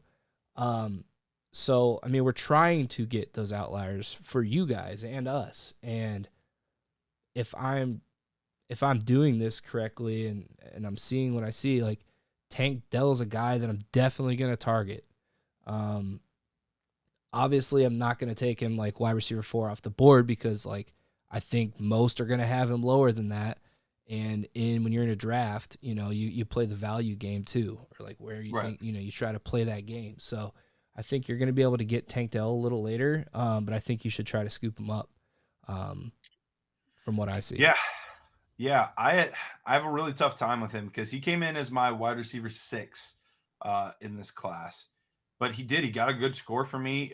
He crossed that 73 threshold. So real quick, there were some questions of this. So basically what we've seen develop is wide receivers, nerd score-wise, not necessarily individually, but nerd score-wise for us, that get over a 73 at wide receiver and a 72 at running back tend to be a good shot to hit. But even more so, if they don't hit that mark, there should be some real concerns. We're not saying everyone that gets over 73 at wide receiver and everyone that gets over 72 at running back are going to hit. That's not what we're saying. But we're saying if they don't meet those marks, you should have some real big question marks because most of the guys, there are exceptions, but most of the guys that haven't hit those thresholds tend to be either at best like flyer type of guys that you can put in your bye weeks or just like not relevant for fantasy purposes. So he did end up hitting that threshold for me and for the total nerd score at a 73.63. But I would draft Johnston ahead of him. I would probably draft Cedric Tillman ahead of him. Like, so he would end up actually being more like wide receiver 8, 9 for me. But nerd score wise, I'm basing it what I see on the tape. And you're right. I mean, he gets open. He absolutely gets open. There are some drops, but I didn't think his hands were that bad. I thought they were pretty solid overall. He's never going to really do much with contested catch, partly because it's not really his game, and partly because he's just always separating so much that there's not many contested catch opportunities for a guy like some pretty impressive contested catch though when given the opportunity, and he's did really have good some after the catch too. Like he can go and make people miss. Absolutely. He was great after the catch. His game speed, his burst. Unless you get a finger on him. Well, yes. He's going I was really, really impressed with his releases. He actually got the second highest release score, tied for the second highest release score in the class. Same. For me. So that's something that you don't always see out of these small guys, because typically you want them to have a little bit of physicality to break some of those, hand checks and things like that. Small guys can't normally do that, but he is just so quick and so fast and so many different release moves that he's developed over time that guys are just stuck flat-footed way too often. Yeah, and I see a lot of people saying it's crazy we don't have Mims in the top 10. I invite you to do your own grades, and I'd love to see where he comes out for you guys and your scores too. He was wide receiver 11 for us. He was like literally a point one under Hutchinson. So he was right. He was right there. And I mean, I do like Marvin Mims as a deep threat, but I don't really like love his game. Yeah. But we don't have to Yeah, I spend know much time on him. Rich was a little bit higher on Marvin Mims than we ended up being overall. Mims got a 71.33 for me. So just, behind Hyatt and a guy we won't talk about tonight, Michael Wilson, Xavier Hutchinson. So he had fine, like it was fine, but nothing exciting to me. There was nowhere that I was like, oh yeah, he's going to win all the time like this, with the exception of his speed. So all that being said, we are now into our top three, right? Yeah, and I think most people probably can assume who the top 3 is, and if you listen Maybe to the not the order, podcast, though. yeah, maybe not the order. So let's get into wide receiver 3 here, and that is former Pitt Panther transferred to USC, Jordan Addison. Yeah, Jordan Addison came in at roughly 5'11", 173 pounds. Ran a 4.49, which is weird because 4.49 is a good time, but weighing at 173 pounds and the way he plays, people overall were kind of disappointed with that time. They were hoping for a little bit better of a time out of him. But if you watch him, that didn't surprise me a ton. Like, I gave him a 7 for speed. Like, I think he has good speed, but I don't think that's necessarily like his game-changing point is his speed. I think he's a very smart player. Watching him, that's one other thing that I've wondered about, like, over time. Like, do we put like some sort of intelligence on the field score? But that's like such a hard one to gauge. Yeah. But it's a hard one to gauge sometimes because you don't always know exactly what they're being asked to do. So it's a tough one to see, but not the biggest catch radius and not a big contested catch guy, but always in the right place, getting open, fantastic body control, never seems to be, out of place. His feet always are under control. His hands, like everything's synced up, tracks the ball really well, can do some things after the catch. So he's kind of like the Zach Charbonnet of this class at the wide receiver position for me, where is his score fantastic? No. But do I think he's going to bust? No. I think he's going to be a very solid pro for a very long time. I just don't know that it's going to be like this wide receiver 2. I think fantasy-wise, it's going to be closer to a wide receiver 3. Yeah, and I mean, he's right on the cusp. I mean, he's a 74, obviously, 0.16. Guys that he's around that are relevant, George Pickens, Christian Watson we had at a 73.7, so right in that territory. I liked Jordan Addison's going to be my wide receiver 2 in this class. I think he's a really good route runner, and one of my notes is he just wins. He just wins. I think he's a guy that's probably going to be like a wide receiver 2 in an offense, wouldn't you say? Yep. Yeah. Yep, 100%. Right. So, which is fine. Burst, great speed. Yards after catch are pretty good.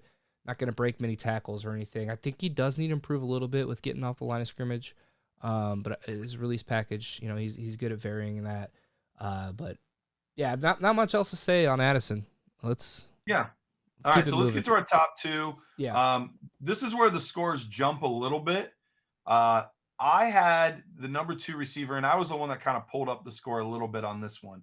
I had a 76.68 on Mr. Zay Flowers, 5'9", 182 pounds, ran a 4.42 at the NFL Combine. And this was somebody that I thought was going to go to the Senior Bowl. He did not go to the Senior Bowl. He ended up going to the Shrine Bowl, which was a big surprise because he just dominated everyone there. I think he could have went to the Senior Bowl, just reading between the lines. Yes. I saw Jim Nagy, director of the Senior Bowl, kind of tweeting at him, seeming like, hey, you can go, like, invites there. We want you. Yeah. So I was reading between the lines there, and I think he opted just to go to the Shrine Bowl. I'm wondering if money's involved.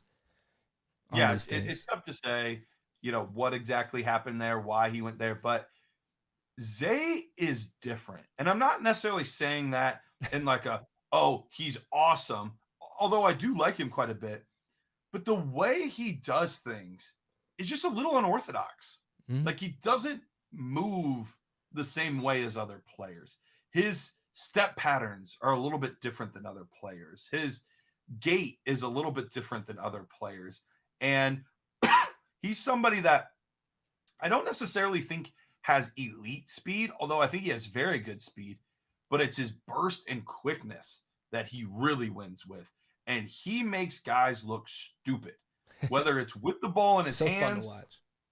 It is. It's a blast because whether it's the ball in his hands or whether he's running a route or whatever, like, he can make guys look like idiots out there.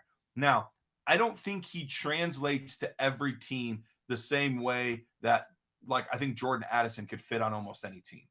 I don't think Zay Flowers is quite that same guy. I think he specifically would excel, absolutely excel in either a West Coast or more of an air raid concept, which obviously most receivers would excel in a more of an air raid concept. But he needs to get the ball in his hands early and then let him win with his feet. That is where he's going to win, because one of my biggest concerns is as good as he is at route running, and I think he's very good, if there is a lot of contact, he can get pushed off his routes relatively easy. His release score was his lowest mark for me, and physicality.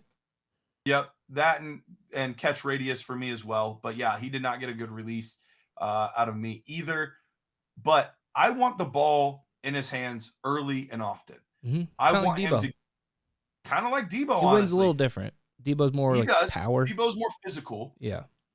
But yes, like a Debo, and of course, like, I don't want to comp him to this player because I don't think he is going to be this player. I don't think he's going to be as good as this player. But the way that he wins and the unorthodox style that he runs with is like Tyreek. Like, okay, I thought you were gonna say Antonio Brown. No, I mean, no, but like, it reminds me of a guy that just is, Tyreek Hill was a former running back that converted to wide receiver. Zay Flowers turns into kind of like a running back with the ball in his hands, making guys miss, trying to figure out like ways to put things together and movement patterns together. Like, he reminds me of Tyreek Hill in that sense. I'm not comping the players to be the same player. They're not, but there are some similarities in their game that remind me of each other. And so I like Zay Flowers quite a bit. I had him 3 points higher than I had the next receiver in the class at a 73.33 for Jordan Addison, 76.68 for Zay Flowers. Okay. I had a 74.75 for Flowers, and he's my wide receiver 3. And just like you, dude, I loved watching his tape. And, aside from his yards after catch ability to make people miss, which is incredible, dude. I love when people can shake and do it well. Like LaShawn McCoy, like, he's kind of like that. But the good thing about him is, like, he ran a full route tree, and he can play the inside. And for a little guy, he can play the outside too. He can contort his body in different ways to win at the catch point. I could see him, like, at the end of the day, if Zay Flowers ended up being the best receiver in this class, I wouldn't be, like, completely shocked. Sure. Now, I mean, it's in his range of outcomes for sure. I think the last guy we're going to talk about, and it's no surprise, is Jackson Smith-Njigba. Let me get into him. Yeah, let's get into him. I think he is clearly far and away the best receiver in this class. Very, very polished player. Real quick, I see some people talking in the chat. Somebody said they're worried about Cedric Tillman because he's not in our top 11. Look, Jared and I, we don't see perfectly eye to eye on all these guys. Like I said, he's my wide receiver 7. Yeah, so, like, I have him up there. Don't just like cancel him just because of the nerd score. Use that as part of the evaluation. But if he gets drafted in the second round, even though, like, Jared doesn't love him, I have him at 13. Right. So don't fret and don't, like, cancel the player just because they didn't rank perfectly in our nerd score. Just use this as a piece of the equation, not the only part of the equation. Yeah. But all of that being said, Jackson Smith-Njigba, man, where to begin with this guy? Like, let's put it this way. If his speed for me wasn't a 6, which is like an average run-of-the-mill wide receiver in the NFL, not necessarily a starter or star, just average speed in the NFL. If his speed wasn't a 6 and it was closer to what we're seeing out of guys like Addison and Flowers and guys like that, like he would be one of the highest scoring receivers we've ever graded, if not the highest. Mm-hmm. But he's not a huge bursty player like that. But he does everything else really, really well. Best body control in the class for me. Ties for second best release, tied for best route running, second best hands. Like everything on my sheet is he's like one of the top 3 players in the class for outside of like the speed scores. Yeah, for me too. I mean, he's just such a savvy player. So great at varying his speeds inside of his route. Like he's just very, very nuanced when it comes to route running. He's always in control of his body at the catch point, and body control factors in like your movement ability too. Like after the catch, and like I'm not sure if you factor that in with your body control grade. Like I'm looking at even when he's running routes, even when the ball is in his hand, not just at the catch point and contorting your body and being able to make acrobatic catches. Like he moves his body just so well. And then like his hands, I mean, he's great hands, great at the catch point.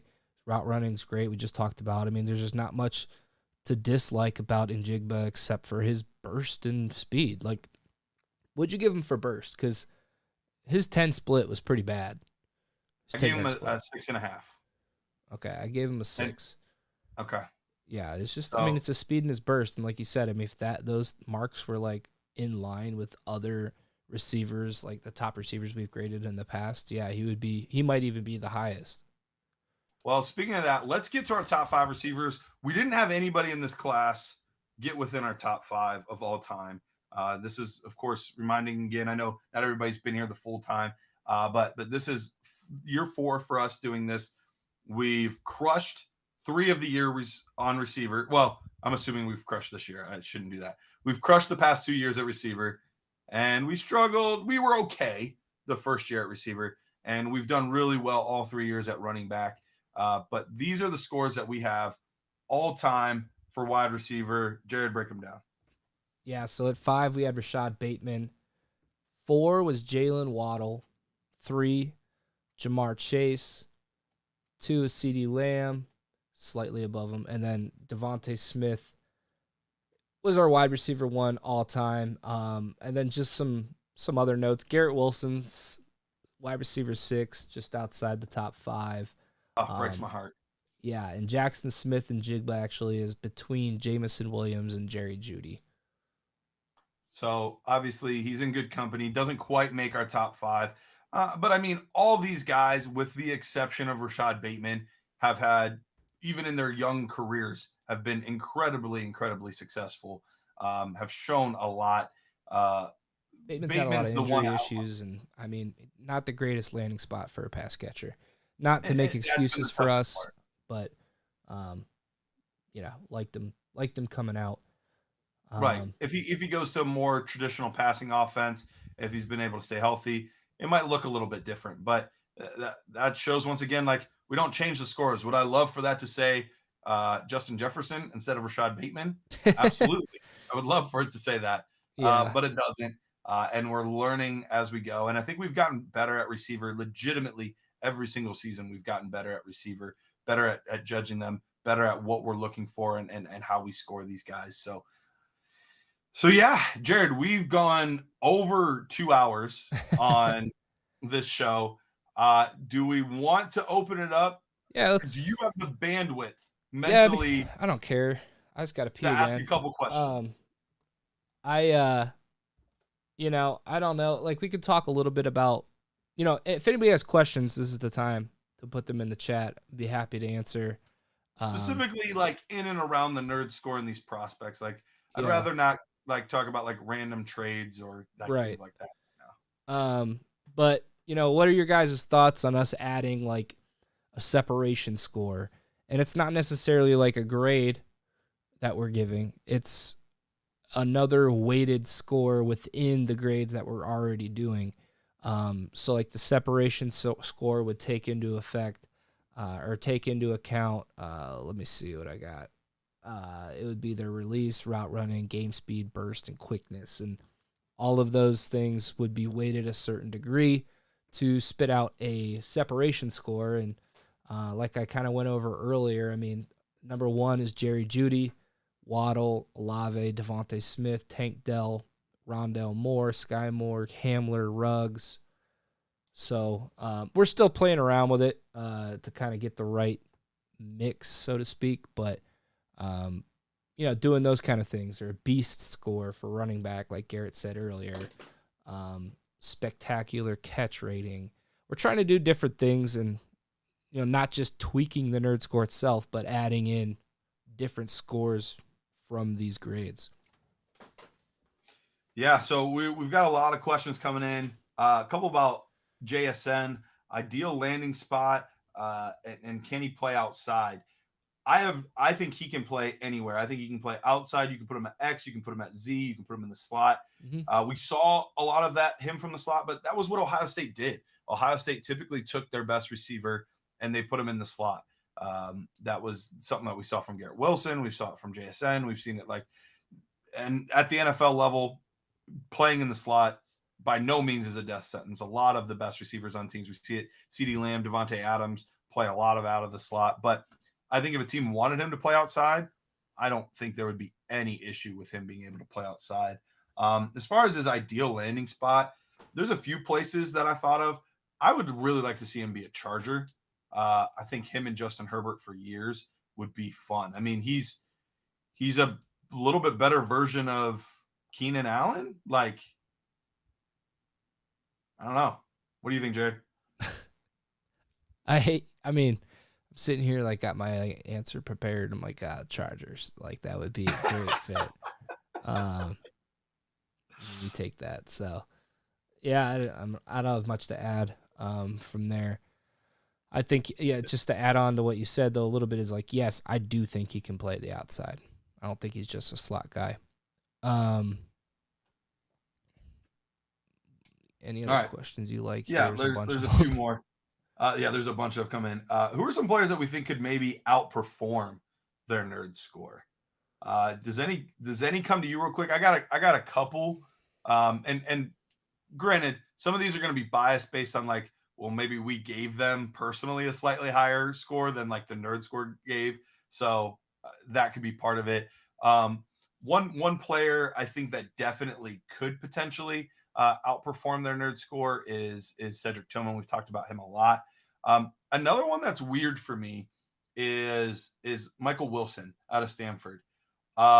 He was hurt always. He was always hurt. If he is able to stay healthy, there were some things on tape that I really liked. So did you? It could easily just be lit on fire. I did watch him. Did you? Yeah, I wasn't that. You wasn't as enthused as I was. No, I just thought he was pretty average player. Okay. And then at the running back position. Okay. I'm not gonna die on the Michael Wilson hill. I know. Okay, I'm good with it. I just there's other guys. At the running back position, I think somebody that could outdo his nerd scores, probably Zach Evans. He didn't get a great score for us, but there's enough raw ability there that if some coach figured him out, could there be a player there? I think it's absolutely in the realm of possibility. I wouldn't project it necessarily, but I think the most obvious one, and I think you would probably agree, Jared, at the running back position is Israel Abanikanda.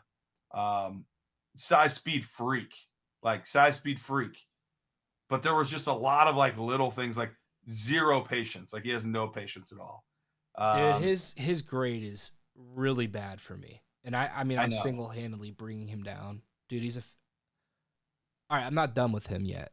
I really not. Like I'm planning on I was confident enough that he wasn't going to be in the top 10 for us. So I was like, I think we can move forward without me like finalizing him yet.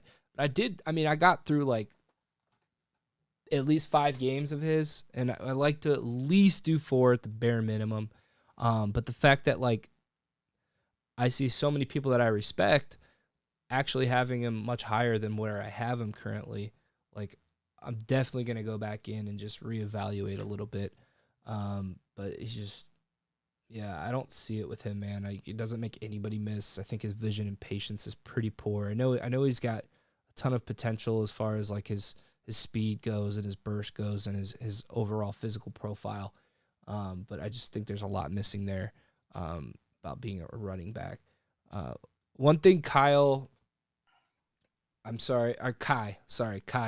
said he likes to score his idea, and he asked, what about a potential score? Like his nerd score is lower, but you could see them with the potential to be higher. Kind of like we talked about where like route running and release or things that we grade lower, but can be developed. That's something actually I was spitballing with this. So it's something that we could develop for sure. And I would like to do kind of like Madden, dude, when you're doing like, franchise mode and like you do like your scouting and I don't know. I'm trying to just, what else can we put in here? Right. Well, and we've even toyed around with the idea of turning it into a whole model where it, has nerd score, takes a certain amount of the ranking, but then we do factor in size, we do factor in potential, we do factor in draft capital, we do factor in landing spot, we do factor in red flags and injuries and all of that stuff, all of these different inputs. Yeah. Where nerd score would still be one of the biggest drivers of it, but we add in everything else. So that's Dude, another maybe. Should we tell everybody our idea? We have lots of ideas. I don't even know. Garrett and I want to give people the ability to come into dynastynerds.com, log in, and you guys basically input your own nerd scores into the system, and we can kind of track like who does the best and like give out, awards and things like that. Be sweet. That'd be sweet. It would be sweet.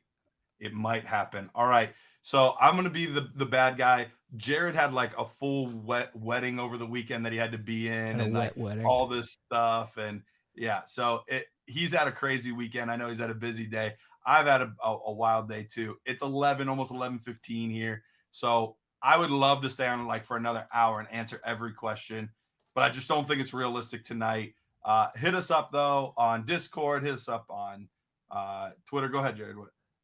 Matt LaSalle is asking about us running linear regression models. David Zach, find him on Twitter. He does some writing at Dynasty Nerds, and he actually has done that with the nerd score. So find him on Twitter. And that's why we said like our first year of wide receivers, that looked really bad. It was based on that. Our next 2 years of wide receivers did very, very well, and our running backs have crushed just about every year overall. So that's where we got that information. It's not just like, oh yeah, let me look at it and decide if we did good or not. Like it's based off of that. So yep. All right. I love you guys. Yeah, I wish we could answer more questions. It's going like they're going so fast. I'm feeling overwhelmed, and yeah, there's just so many and it's late. So but we do, I mean, 150 plus watching it for most of the night. So we do really appreciate you guys. And one more little tiny teaser. There might be more Garrett and Jared to come in the future. Just saying. Yes. Love you guys.